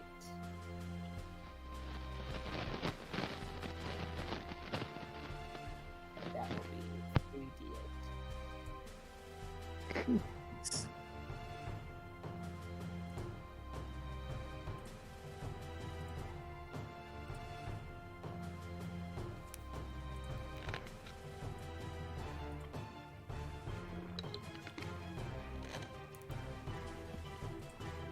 Got the perfect That one. is 10 damage. 10. So you release And this. it moved 20 feet away. You release this shockwave, and those places where the rug was beginning to kind of fray or tether, you see, like as the shockwave hits, you see them, and the rug just kind of separates into like 4 or 5 pieces, and then falls to the ground, unmoved. It's something You we don't could count probably. it murder as it was a rug. The rules change when you're the one killing things. Okay. It was a rug. Just a rug. It was an ugly rug anyway. With a previously inanimate object. So in this, Okay. go ahead. I'm now. What was that rug fighting so hard to protect? Did we see anything on the floor where the rug was? There is a trapdoor. There's a trap frickin' door. I'm going to carefully investigate the area. Okay, go ahead and roll an investigation check on the trapdoor. It's called a trap door, so think about that for a second. Exactly. I'm investigating for traps, shenanigans, trip falls, whatever you want to call them. Where's my investigation? There it is. 15 plus 6, 21. Let me check the number really quick. Okay, yep. That's- So as one, you are looking at the trapdoor. It is locked. It is trapped. She did not go this way. Let's. Don't have the hit points for this bullshit. I know. Somebody agrees. No. Can I discern the trap enough to try to disarm it? Okay, go ahead and roll a thieves' tools check to try to disarm the trap. That Sorry, roll a what is now? thieves' tools. So that is D20. Add your intelligence and your proficiency. Okay. Oh, things just got complicated. Still helping. So I could do advantage. Or no? Kamana said he would help. Come on, do you have any? Are you proficient at all in thieves' tools or anything like that? I'm proficient in getting shinies. Yeah, this is very independent and minute work. There's not a lot that Kaimana can do to aid you in disarming this trap. In that case, I am standing away. While he's doing this, do you want to look at anything else in the room, Kaimana? I will look at the journal. Okay, so you open up the journal and you're looking through it. A lot of numbers. There are a few names written in it as well, but there's lots and lots of numbers, and they seem to be like there's people's names and then numbers associated with them. Okay. You do like as you're just flipping through, you recognize one name, like Menorah. Okay, so I'm proficient in the thieves' tool, so I add a 2 for my proficiency bonus and a 4 for my intelligence. Yes. Okay. 24. I rolled 17. Okay. 23. 23. 23. Yeah, I'm sorry. I know the maths. Apparently not. Okay, Kaimana. You didn't just get suffocated by a rug and then beat with a shillelagh. I know what you did. How many hit points did you have left? That was my rug beating service. How many hit What'd you points say? did you have left? I have 15. You are very fortunate that you rolled a 23 and not a 22. Uh-oh. As you kind of are feeling around, and you as you're feeling in there, this is not a normal lock. It's not a normal trap. There's a moment in which you realize like this might have a magical component to it, and so you're kind of like peeling at these physical areas of within the lock that seem to be binding this magical element together. And at finally you kind of hit something and click, and you feel a release of the spell from within. And for a moment you kind of see this like energy begin to build up, but then instead of dissipating upwards and outwards, you and it smells of like burning air and ozone and death for a moment, and then it kind of just fades and dissipates. I know what that smells like. Yeah, it's like burning hair. Oh, jeez. It's okay. I think I narrowly avoided catastrophe, Kamana. Yeah. Okay. I will invite Kamana to open the hatch. Just saying, it would have been 27 points of damage. So, all right. So you open that up, and you pull up aside the trapdoor. Inside, there's a depression the size of the trapdoor, and sitting at the center is a lockbox. Score. I'm getting it. You They are can't be you in are the mall. totally 100% muted. I want to investigate to see if there's more traps.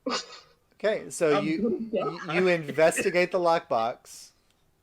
Okay. The area around it, like if it's not a pit or something like that. Saurus, at this point, around this point, you've made it probably back out of the menagerie and down the hallway, and you're like looking in, and you see like Kaimana just like idly going through a book, and Abel looking like he's got the shit beat out of him, and then just pieces of a rug scattered all around the area.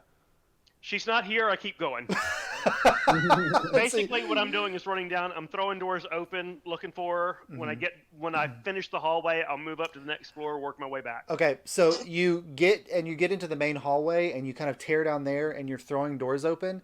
And there's a moment like the front door when Abel and Source or Kamada came in, the front door is just left open. There's a moment when you kind of skid around and you're glancing out the front door, and you do see three men with armor and swords making their way towards the manor house from the grounds. You can't do I a shut fight. the right? door and I figure out which key locks it. Okay, so go ahead and roll a and it like what kind of like. I'm quick and dexterous. I'm Yeah, gonna keep. go ahead and roll a dexterity check to see how quickly you can make it through all of the keys to find the right one. Dexterity check. That is a 14. Okay, so you're fumbling through. It takes you 10 seconds or so, and then that one worked. Lock, and there's a moment when the lock hits where you feel this like the key warm up, and you feel this energy. You get the sense that most of the locks in this house are magically locked. Good. That'll slow him down. All right, and it takes a And then moment. I You keep hear searching. banging on the door for a moment. Okay, so like leading out of that main room, there's a couple rooms that you didn't go into. One of the rooms you threw open, it's like another seating area that at the back has this kind of two staircases on either end of the seating area that curl upwards onto the second floor. And so you've hit most of the rooms in the lower area. So if you want to head I up go to up the the second second. floor, okay. So you head up to the second floor, and you start going through, and like most of these seem to be like small bedrooms and another bathroom and another small bedroom, and then there's a storage area, and then there's a space with like there's a large kind of sitting area with a lot of books and things in this space, and then there's another room that's kind of on the opposite side of the house that also has two staircases going up. But you didn't find anything in that lower area. I keep going up. Okay, and you get up to the upper space, and when these two come up and around, The only thing that's up here is there's a wall and a double door, like French door, kind of entrance space there. Two like oaken, heavy-looking doors, locked and closed. At the center of which is the Haverly symbol. I start checking keys. Okay, so you're going to do that. All right, Mar. Yeah. Pushing the door open into this space where this citrusy perfume smell is pouring out. Mixing with it for a moment, you smell like the irony scent of blood. Good. And as you pull it open, there sitting at the center of the bed or sitting on the edge of her bed, is Lady Haverly. And she's... Okay, immediately I drive my brass knuckles into my hand, cast Blood Curse of the Binding amplified on her. Okay. So, yeah, and she's like tending to her wound. You would have heard her doing this before you came in. She's speaking. Mm-hmm. She says, what the troublemakers that you mentioned before are here. I need your assists. And then she's hit with this. She's hit with this spell. So what does it do? She has to make a strength saving throw, which I'm hoping she's not great at. This is totally her. No, that is a 4. No, she does not. So her speed is reduced to 0. She can't use reactions, and this is lasting for a minute. Okay. She can keep making saves, but like. Yeah. Okay.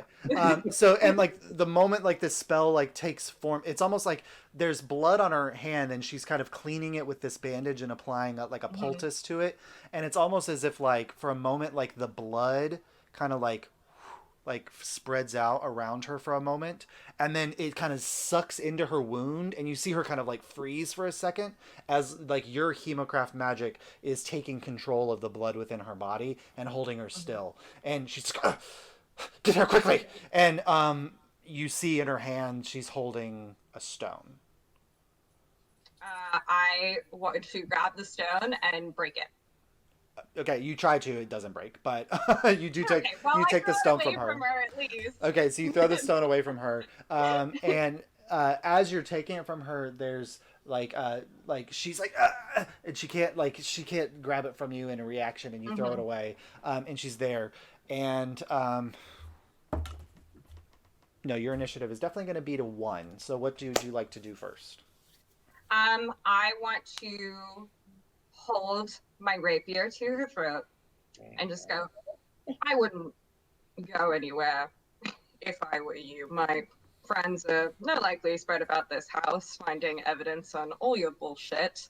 So we can do this the easy way, or we can do this the hard way. Your choice. You got backup with Sully there. Go ahead and roll an intimidation check. With advantage. Yeah, thank you.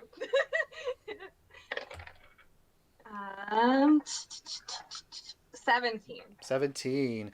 So she, for a moment, like there was a moment where she was pulling her hands down to make a movement, and she drops it, not having the ability to cast Dimension Door more than once. And she kind of says, there are things that are worth giving you, as long as it means that I save my life. And at that moment, the door opens, click, and Saurus walks in, seeing this. And that's where we'll go ahead and take our 10-minute break. Thank you, 10. Thank you, 10. We'll be right back with this in 10. All right, so hopping back in, you guys have split the party, but we are now in 2s. Pairs. And so Abel and Kaimana are downstairs, having discovered a lockbox that may or may not be the lockbox that you were told that she keeps all of her secret stuff in, but it was heavily trapped and hidden and protected by this rug. And then Saurus, you walk in the door, having found the right key to open up the door to her master bedroom, and there at the center of Sully. There at the center of the room, on this giant bed, you see Lady Haverly holding herself a bandage to her neck where Lucy attacked her, and Mar standing over her. What are you all doing? I look at Lady Haverly and say, "There's a very angry displacer beast looking for you. If you want me to shut the door, I suggest you answer her questions quickly." She just nods her head. And it should go without saying, but if you try to cast anything, I'm just going to cut your hands off. So. You don't have to be rough. I already said that I would. That there are things less valuable than my life. Live without your hands, but okay. Where's the king, formerly known as the bishop? You won't believe me when I say, but I do not know. You're right, I don't believe you. So we're gonna have to do better. What do you know about him? Okay. So she kind of like says, and he's a powerful wizard, probably high up in the Violet Cloister. How'd you meet? Through my husband. Right. How do you contact him? She kind of looks over, and on the floor, from where Mar threw it, there's a stone. That, and he visits.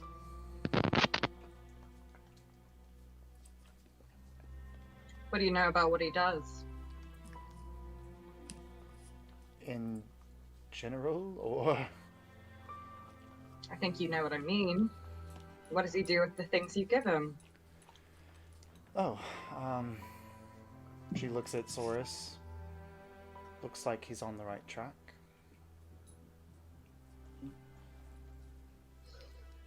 So let me get this straight, Lady Haverly. You and your husband, formerly, you send your people out to go collect creatures. You steal them from their homes, and sometimes you steal people. And you used to throw them in a giant makeshift ecosystem and pit them against each other, I guess for your own amusement. But then you got bored with that, I guess, and just started putting them behind bars. Is that right? When you said the word people, a look went across her face, looking very explicitly in your direction, and then she quickly goes back to kind of a stoic face, but like when she heard you reference them as people, there was a very clear look on her face. But she responds with, creatures not human, not elf or dwarf. Creatures. This is no different than a traveling circus or a zoo. It's just I open the door wider. It's just the threat doesn't change the result. Lady Haverly, I really need you to explain why I should let you live, because right now you are just not giving me any reasons. Well, I don't think members of your order would be too fine to know that one of their members assaulted a member of the patricians. Oh, I don't think members of my order would mind if they knew a member of the patricians kept lycanthropes behind bars. You mean criminals and those who would be killed on sight if the crown knew they existed?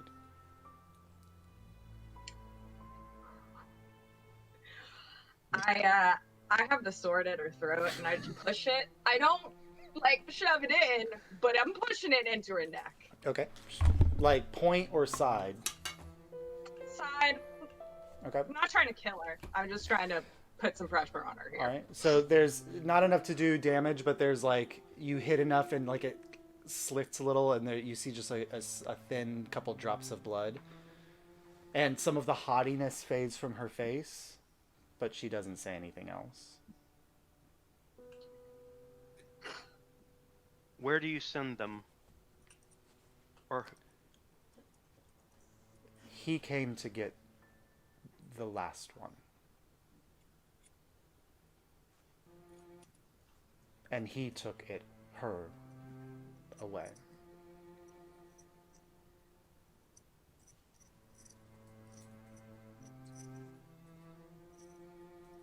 I know he used to work out of Hightower, but he does not anymore. I don't know where he works now. You know, if I let you live, the only reason I'm doing it is because I want you to know what it feels like to be caged up behind bars.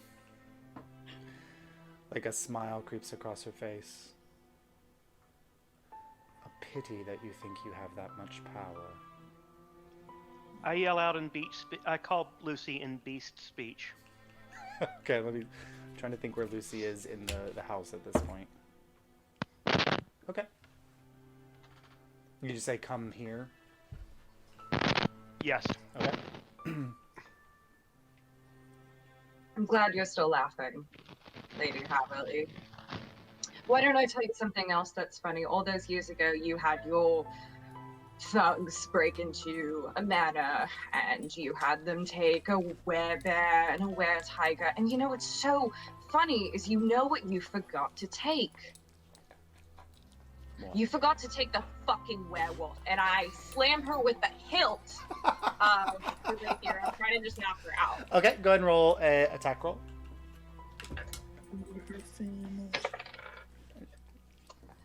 22. Yeah, and she can't take reactions, so there's no shield or anything that she can do. So you hit her, and she falls back unconscious. I look back at Soros. Well, Any more questions? We should not leave. from that bitch. Okay. You wanna leave her. Lucy is coming. Oh God. Sully. Hi, I see you. Sully's like, calm down, there's too much violence. And we can honestly tell tell Kaimana that we didn't murder her. I reach out a hand to Soros to shake. Anything, so she's unconscious there. Anything that you want to do in the room before you leave the Quickly room? investigate the room. Like what? I quickly forget what- investigate her. Okay. Yeah, what's in here? I guess. So, investigation check for the room, Mar, and investigation check on Lady Haverly, Source.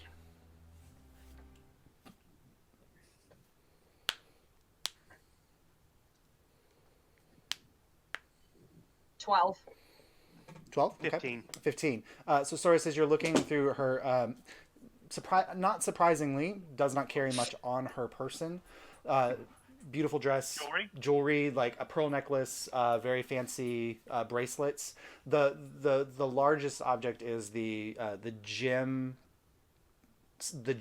brooch at her chest. But other than that, like that's kind of all she has on her. I take the brooch gem and any rings. Okay, cool. So you get 3 rings. One is a large, kind of like men's class ring size, like high school class ring size ring, with the Haverly crest on it. You wouldn't know this, but Mar looking at it would probably say like it looks like the type like a signet ring that people would use to seal letters, like a wax signet ring. And then there's a large a ring that has a diamond, and then there's one that has a ring like a circle of sapphires. And so you grab those 3. Very nice, probably worth a lot of money. And then the brooch itself, when you take it, when you unclasp it from her, heavy, and as you walk away from her, suddenly Lady Haverly looks older. So this elven lady that maybe, like, as far as elves go, is probably middle. Thank you, Kaimana. This elven lady that was probably middle-aged, as far as elves are concerned. You're now looking at her, and she's probably 100 or so years older than you thought she probably was. She's Esmeralda from the Emperor's New Groove. Yzma. Yzma, yeah. Yep. So so that's what you have the brooch in your hand, and you kind of walk away. Mar, with your 12, kind of scanning around, lots of like open up closets. There's clothes, there's some dresser drawers and things like that with objects. There's a couple like you find like there's a jewelry stand there that has lots of other jewelry. We're taking it. Okay, so you dump let's say like a small coin purse worth of rings and necklaces. Great. And then the only other thing that you find with the 12 roll is the sending stone. Oh yeah, definitely pocket the sending stone. Okay. And when you pick it up, it has a symbol on it that looks very similar to the design on the king chess piece that you found earlier. Cool. All right. So with the pattering of paws coming up behind you, Saurus, quietly, the two of you walk out of the room and past Lucy, who enters the room behind you. Closing the door, I assume. No, You leave it? Okay. no, she's got to be able to get out. As you guys walk and away. as she passes, I say, "Enjoy your new life in the forest." As you walk away. Your free life in the forest. There you go. And we go down the stairs. As you're walking down, Or is it I just skip away? there's a moment where the pain is probably so great that the unconsciousness wears off. And you hear the screaming of Lady Haverly in the distance as you descend the staircase. And cutting over to Abel and Kamana. So you've got the... you all have the lockbox there in front of you. Abel has managed to undo the strong enchantment on it and unlock it. Oh, I did? Yep. I was able to undo the strong enchantment on this and unlock it. Wait, did you do... did you do that or... Yeah. He did He that. searched for traps. You Definitely did that. Now I'm like, do I need to go back and check the replay? Because I can't... Like, I know you did the trapdoor. He was searching for traps last we heard. Okay. So you discovered that there is... I was like very... carefully checking for traps. Okay, good. So the lockbox is locked and trapped. Glad I asked. What are you throwing over your shoulder, Josh? It's a ball that Sully keeps bringing me very aggressively. She's got something sitting there, and just every now and then it's just like. Phoom. Well, because she keeps dropping it in my lap, and like it would be rude not Well, to. see, that's the funny part because we can't see her dropping it, and so all we see is just like this eternal supply. It's out of nowhere. It's the rock of returning. It comes. See, All look, right. Yeah, look, say here, no more. Here it is. I have an idea. Abel, Yes. let's both go back to the trapdoor to where we can see the box. Okay, so we have the box. Okay. No. But the Wait, box say is- it again. I can hear the you. box is trapped. Let's go up the trapdoor where we can see the box, but we aren't touching it. Okay. And I am just going to incessantly hawk the Rock of Returning at the box. Okay, like Wait. How do we know that it won't destroy what's inside of it if it's tampered with? Like that might... Are we concerned it might destroy the evidence that we're looking for? Yes, but nothing about that now. I can give it a shot. Well, let me hit you with healing then. Yeah, okay, I'll let you. So that's my final 3rd level spell slot, and I'm going to hit him with Healing Word. Okay. Third level healing word. 3d4 plus. Excuse me. Second. Second. Oh, second. So 2d4 plus whatever your spell modifier is. Four. Look at her, get it, Sully. She's playing tug so aggressively. That's 10 points of healing. 10 points of healing. We'll take Look at all that. 10. I'm up to 5. Ooh, excuse me. Okay. I'm going to play the. Wait, it has to stay there? Like, we can't. No, I mean, like, you picked it out of the. It was just sitting in, like, the trapdoor was just That's covering okay. a When you said it small was trapped, hidden recession. And then you picked up the lockbox, and when you checked the lockbox, it was trapped and locked. So you're carrying the lockbox around. Okay, I just wanted to. I didn't know if, like, when you said it was trapped, like, if I tried to move it, it would be like. No, super the trapped. box itself is trapped. You already disabled the trap on the trapdoor. Okay, I rolled the D20. Yep. Gotta unlock it or just. To disable the that? trap. Yep. Mhm. Yeah. Oh, where's my. That's 12. This is a 20. A natural 20, baby. All right. 26. There you go. So with yep, Proficiency 2. you need an 18. So there you go. So you kind of work the not thinking that anybody would make it past the death ward trap on the previous one. This one a little bit simpler. You, funnily enough, that none of you know, Abel. Or Source has the key for all of this, but that's fine. So you open up the lockbox, and there's a moment again where you feel a kind of a heating energy. But it's weird. The energy is not directed outward in a threatening manner. It was directed inward.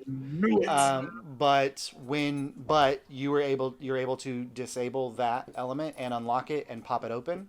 Inside the lockbox, very much not empty, but not a lot present in it. There are 2 letters, and there is a chess piece in the shape of a castle.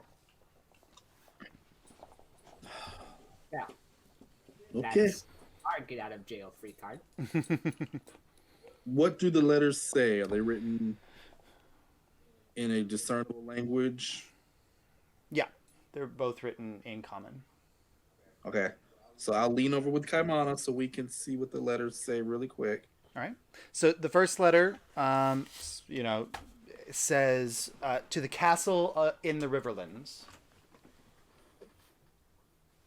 And it goes on for about 2 pages detailing the actions being taken place in the Riverlands. It talks about the failed attempt at converting Muriel of Inniswood to their whims. It discusses the kobolds building a collection of materials for their work near Northwick. And it discusses the actions of Soren not working to partner with the town of Broadfield, but to subjugate the town of Broadfield. Okay. And that one is signed Ahriman, the King. Ahriman. Okay. So this was, and it was addressed to Lady Haverly? The letter was, it said, to the castle in the Riverlands. Okay. Cool. Or, And yeah. second. The second letter, this one mentions that it's a recent letter. The date is just a couple days ago, 3 days ago or so. And it also says to the castle in the Riverlands, let it be known that plans are afoot leaving my realm of influence within the capital and heading to your realm of influence. The guildmaster and his Noavian dog are heading in your direction. Excuse me? Oh, hell no. Plans are already in place to sow discord as originally intended, but attacks should not happen near Hightower, but should happen near Broadfield. And that one is signed the bishop. The new bishop who is not Soren anymore. Soren was a pawn. Throwing okay. pawn. Like based on what well, you didn't hear the conversation. Yeah. But out of like what everybody heard, so this is explaining for when this letter gets to you. Like Mar and Soros know this. Ahriman used to be the bishop, but is now the king, and whoever this is the new bishop. And they seem to be they seem to have a realm of influence in the capital. Did I get the impression, because it said they were leaving the capital, were they traveling with my father and with the guildmaster? It just says that their movements are taking them out of his realm of influence in the capital and into her realm of influence. Oh, I thought you were And the saying. attack must happen near Broadfield? It says originally intended near Hightower could occur near Broadfield. Okay. Yeah, and it does mention that they're traveling by airship because originally they were supposed to be traveling by caravan. Okay. I take all the materials we found and put them in my bag of holding. And then I need to find the others so we can warn about the attack and the treason that is afoot. All right. Sometime around there, do you, Soros and Mar heading downstairs? Do you head back towards the? Okay, so you make your way and you find Kaimana and Abel there going through the contents of the lockbox that was discovered. And go ahead. Yeah. Has the princess arrived yet? No, but you do hear like banging at the front door. Oh goodness. I mentioned that I saw soldiers coming up towards the house. Yeah, that makes sense. So Perhaps we should go out the back. What are we just gonna run? I think we need to go. We should go talk to the princess, and Devon and Jane. The princess can be our ace in the hole here.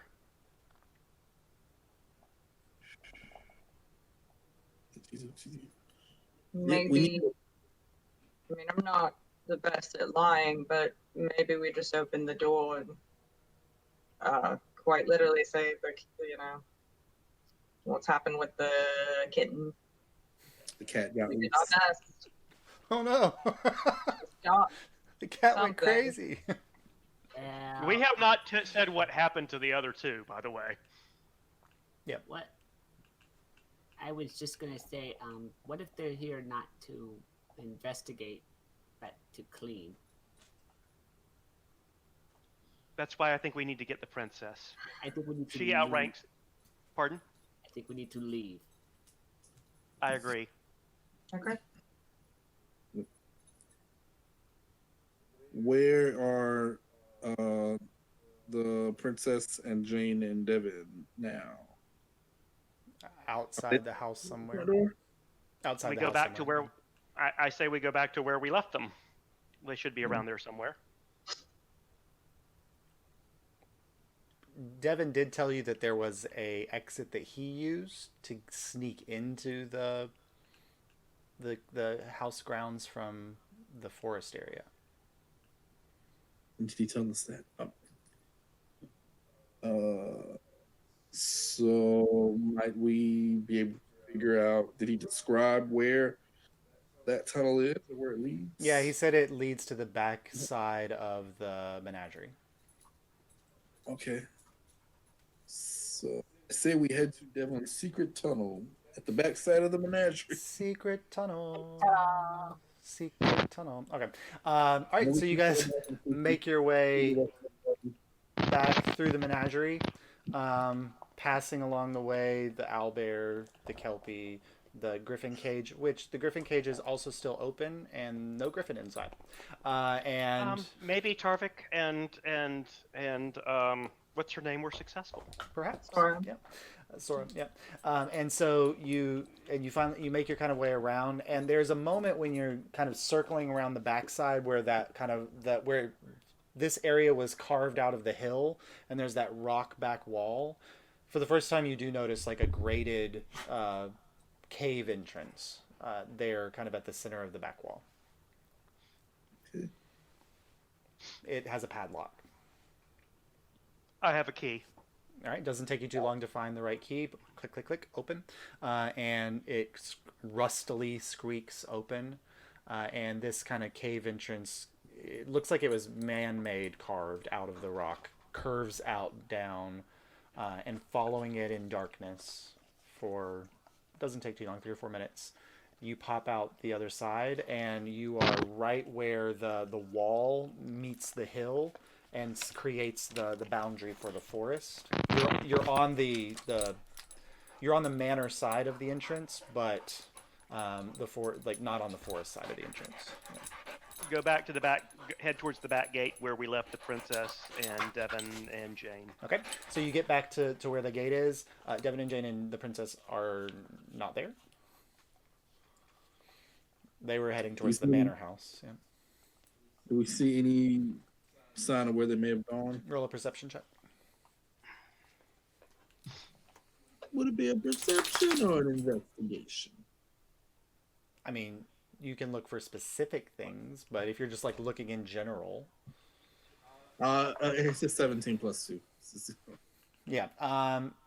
So there's places where you can see like the blood on the ground from where Jane was bleeding, and kind of those elements, but smudging of footprints, can't really tell if they're yours or theirs, but everything seems to be heading in the direction of the manor house. You stay here. I'm the fastest. I'll go find them and bring them back. Okay. All right. So, Let's And you mix- can continue reading the journal and stuff in the meantime. so Soros, you run up ahead, and you kind of clear around, like you're climbing up around to the front of the entrance, and there, standing in front of the doorway, is Alyria, and there's 3 guards. Mm-hmm. Their swords were drawn when you saw them earlier. Their swords are put away, and she's just like, yes, it is not quite rare for the family of the king to visit his subjects. It's absolutely a pleasure. You know, I'm just doing some work with some people to explore the Riverlands and see the lands, and they're just like, I just can't believe that a member of the royal family has come all the way to the Riverlands. That's quite impressive. And she's like, yes, any loud noises or things that you might have heard, she keeps such crazy animals. I'm sure it was the owlbear howling or something. You can absolutely return to your rounds. I will take ownership of any actions that are happening here today. And the 3 guards. I come up. I bow low to her. It's like, pardon your highness. Lady Haverly has requested your presence again. Oh yes, this is my manservant Blaine. Isn't he just lovely? Look at his white jacket. He's gorgeous, absolutely. Of course, Lady Haverly, we shan't keep her waiting. You 3, it was a pleasure to meet you. I always loved speaking to the simple folk of the region. And they kind of just smile and walk away, and they get away, and she's just like, she's just got this smile on her face. She's just like, oh, God, I hate doing things like that. Tell me that things have gone well. Depends on your definition of well. We did find evidence. Lady Haverly has unfortunately met her demise at the hands of her kitten. However, then the letters we have should bear interesting fruit for you. Come, let me bring you to where the others are. Where are Jane and Devon? Jane and Devon are standing there with her too. Yeah. Okay, so we're Right. waiting. They're waiting by the back gate where Right. we originally. You guys weren't concerned about why the servant girl was horribly burned?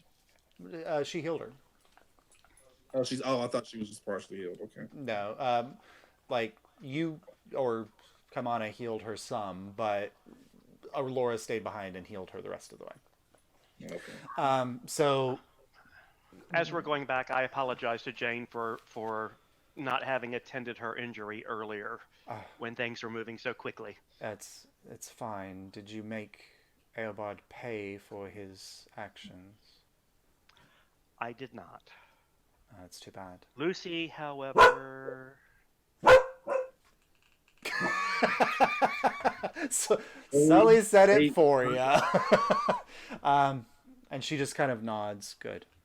And I spoke to Lucy and let her know that you were on her side and that you are not a target.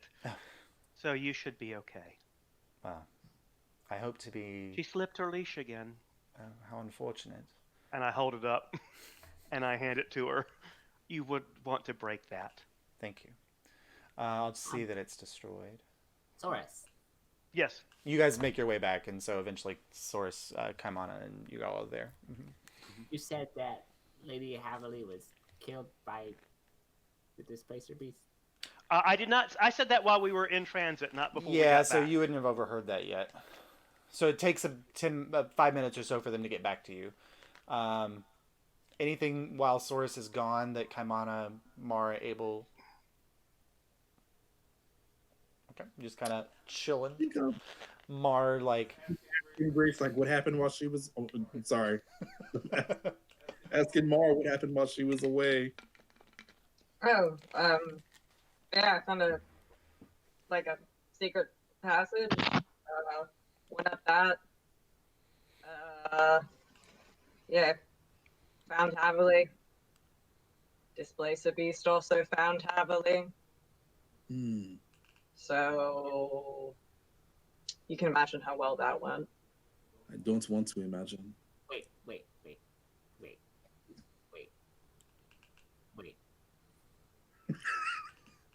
So you're saying the Displacer Beast found Haverly? Mm-hmm. So technically, it was returned to her. Yes. So our requirements were fulfilled. I like the way you think. I don't understand your morale. Tickets taken. What was that, Kaimana? Job What was the well last done. thing you said? Job well done. I could not have imagined this going any better than it did. Mm-hmm. Did Sodas collect the 100 gold, if that's the case? Or the 50 gold? I very quickly flash you guys the jewelry that I pawned off of this woman. No. That looks like I a reach into my bag of I think we holding. got 100 gold. I reach into my bag of holding and I pull out the platinum bar. Like, yeah, we probably did. Good work. All right. Soros and Alora and Devin and Jane return.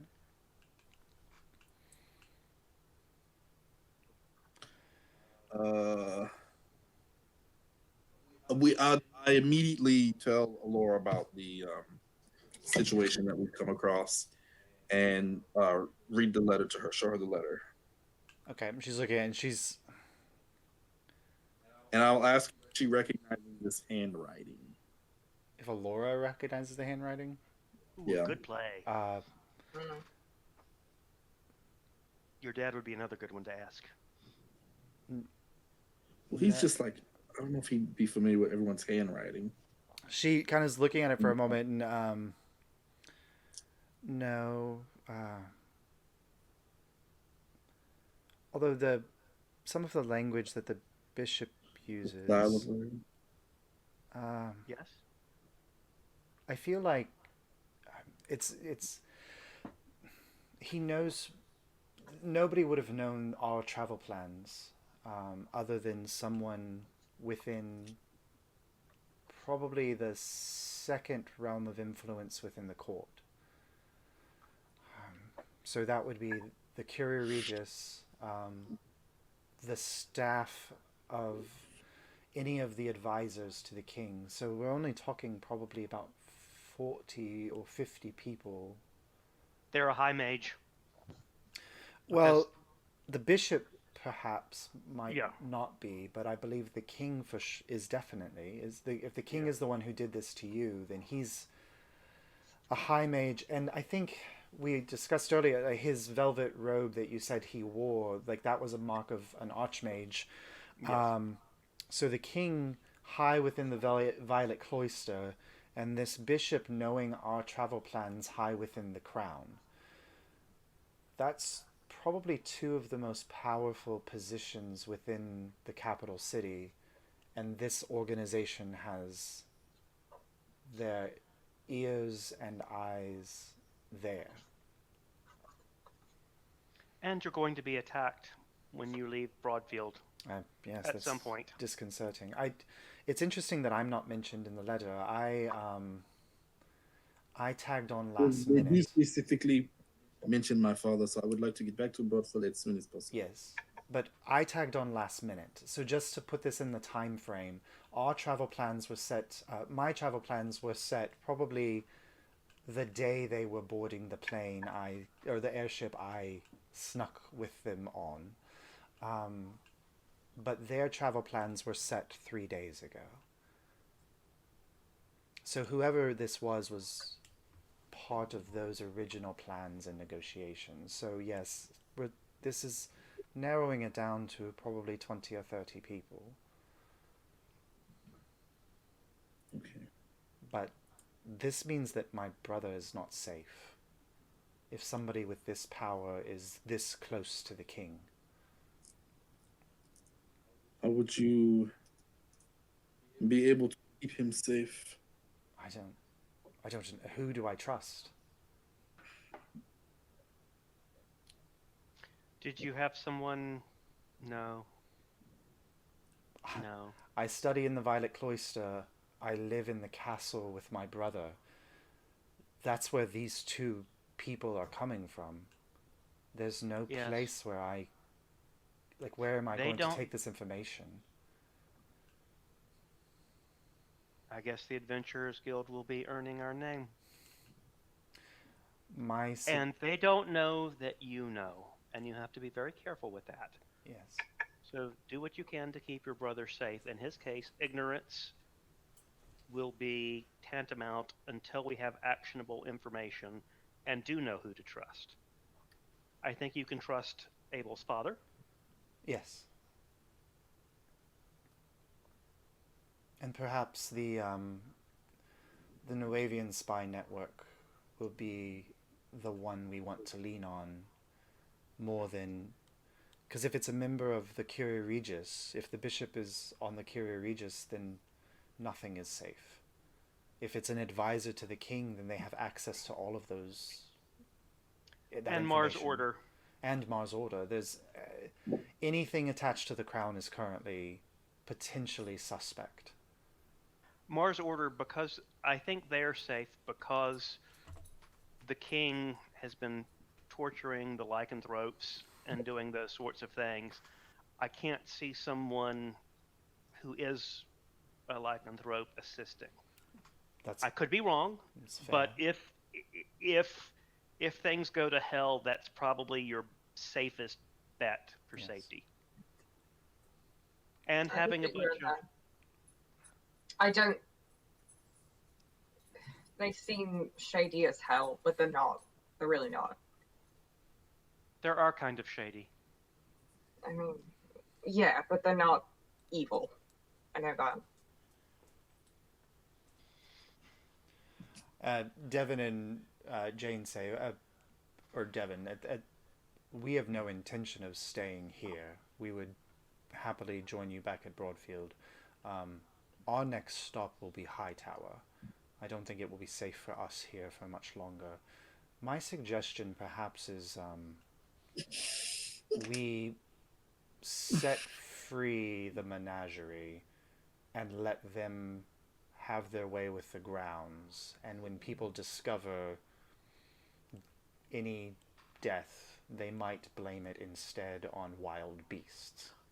Oh, everyone who died was killed by the displacer beast. Yes. If we set free the owlbear, the griffin, well, I don't know, the griffin We set them I free. believe the griffin has been handled. I will take care of freeing the others if you would Well, like to start back. Jane has the key and I know the entrance. I'm happy to take care of that, and then I shall join you all in Broadfield. I'll assist. Okay. So he takes the key from Are Jane there and heads is through the there gate. anything else in the house that would be valuable in making sure that we implicate Lady Haverly in her role here? The reason I Devin, ask is because maybe once the creatures are free, we set a fire in the house, and I think it'd be good to keep the soldiers distracted so that the animals aren't harmed. Actually, that makes a good thing. I think we should go find your soldier friends, Princess, and get them to take us to the town. as an At escort, which of point course, yes. I can run up and let them know that the menagerie has broken free, let you know the menagerie has broken free, and the town must be sealed up to protect everyone since the menagerie is out, and that way no one gets harmed. They could call the workers in from the fields, and that will give the menagerie time to escape. I believe that we can arrange that. Yes. So Abel and Kaimana and the princess and Jane go down to the town with the soldiers. I'll wait here once. I'll go back with Marlowe and Devin, and once they're ready to start freeing the animals, I will sprint down with the horrible, horrible news. And then we all meet back in Broadfield. Okay. As you guys are walking, Jane turns to Abel and says, I think that lockbox is all that we have. And Alyria kind of nods and says, and even that's not much because her name's not attached to any of the things there. What about this? And I'll pull the journal out.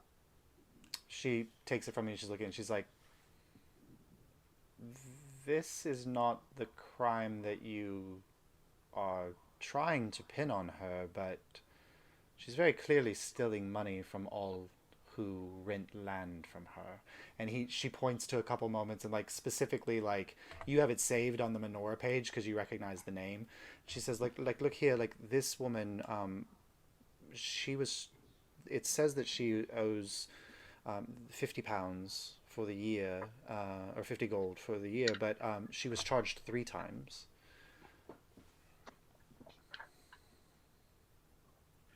So we should probably tell all of them. That's theft. And does the crown not tax the patricians for their land? Yes, and so the patricians are given oversight over regions, and so the Haverleys oversee large portions of the Riverlands, and then the tax from the patricians is then given to the crown. Yeah. Well, it seems that if she was stealing from them, she's stealing tax from the crown. Yes. I believe that is punishable. And to be quite honest, I believe that there are those that would be more concerned with their coffers running dry than with potential revolutionary acts or subterfuge. True. If only we could have taken her back where she could have confessed, but alas, she's dead. Yes, well, let us hope that the ruse of animals will... Everyone knows that Lady Haverly had her love for dangerous creatures, so...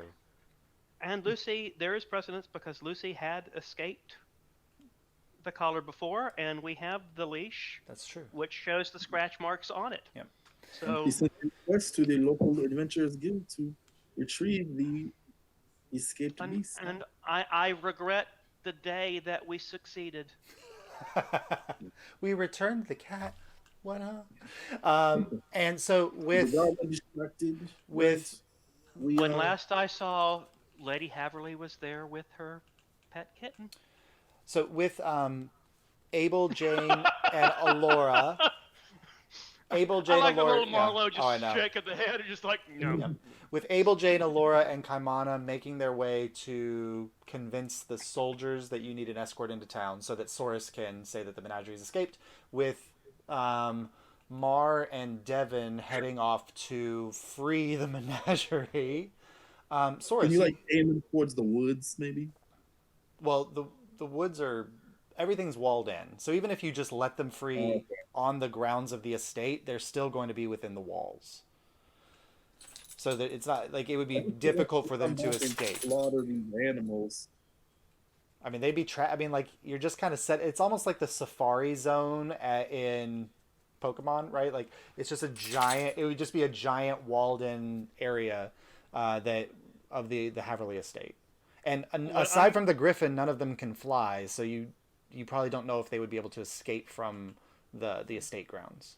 Well, what I can do is I can go with Devin and Morlo and talk to each of the animals in beast speech and let them know where the forested region is that they can live safely in. Okay.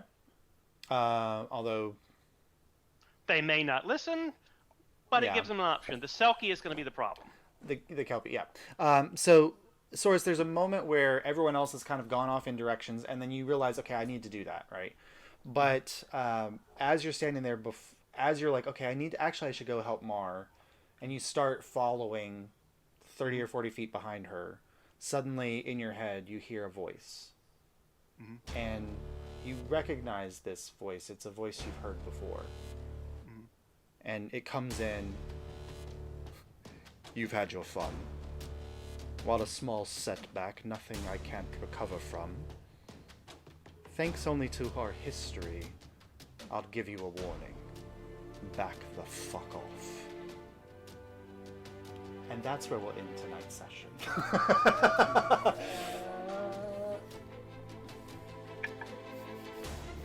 I had to mute because there was a train going by. Perfect timing. But it's great because Mars is shit anyway. Yeah.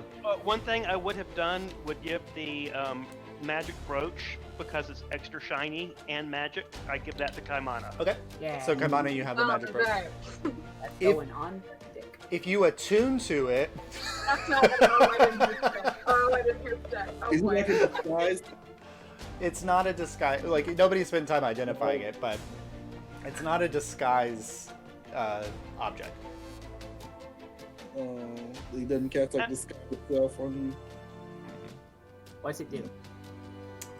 Well, we can imagine that you take time attuning to it. When you slip it on, it's weird because, like, I mean, Kaimana looks 11. He slips it on. He looks 8. No, it makes you look like a younger version. Brooch of youthfulness. Yeah. Do I get a charisma buff? I mean, He's it was- adorable. He's even more adorable. Have you seen baby otters? Oh, so His I eyes mean, are even yeah. bigger. Damn it! I haven't And looked the up the otters life are expectancy of I haven't looked up the life expectancy of Otterkin. I feel like 8 might be terrible teenage years, so I don't know. But it's extra shiny. Yeah, it is extra shiny, but it is. I mean, it's a magical item. It just makes you look a portion of your life younger than you are. the vanity. Yeah. All right.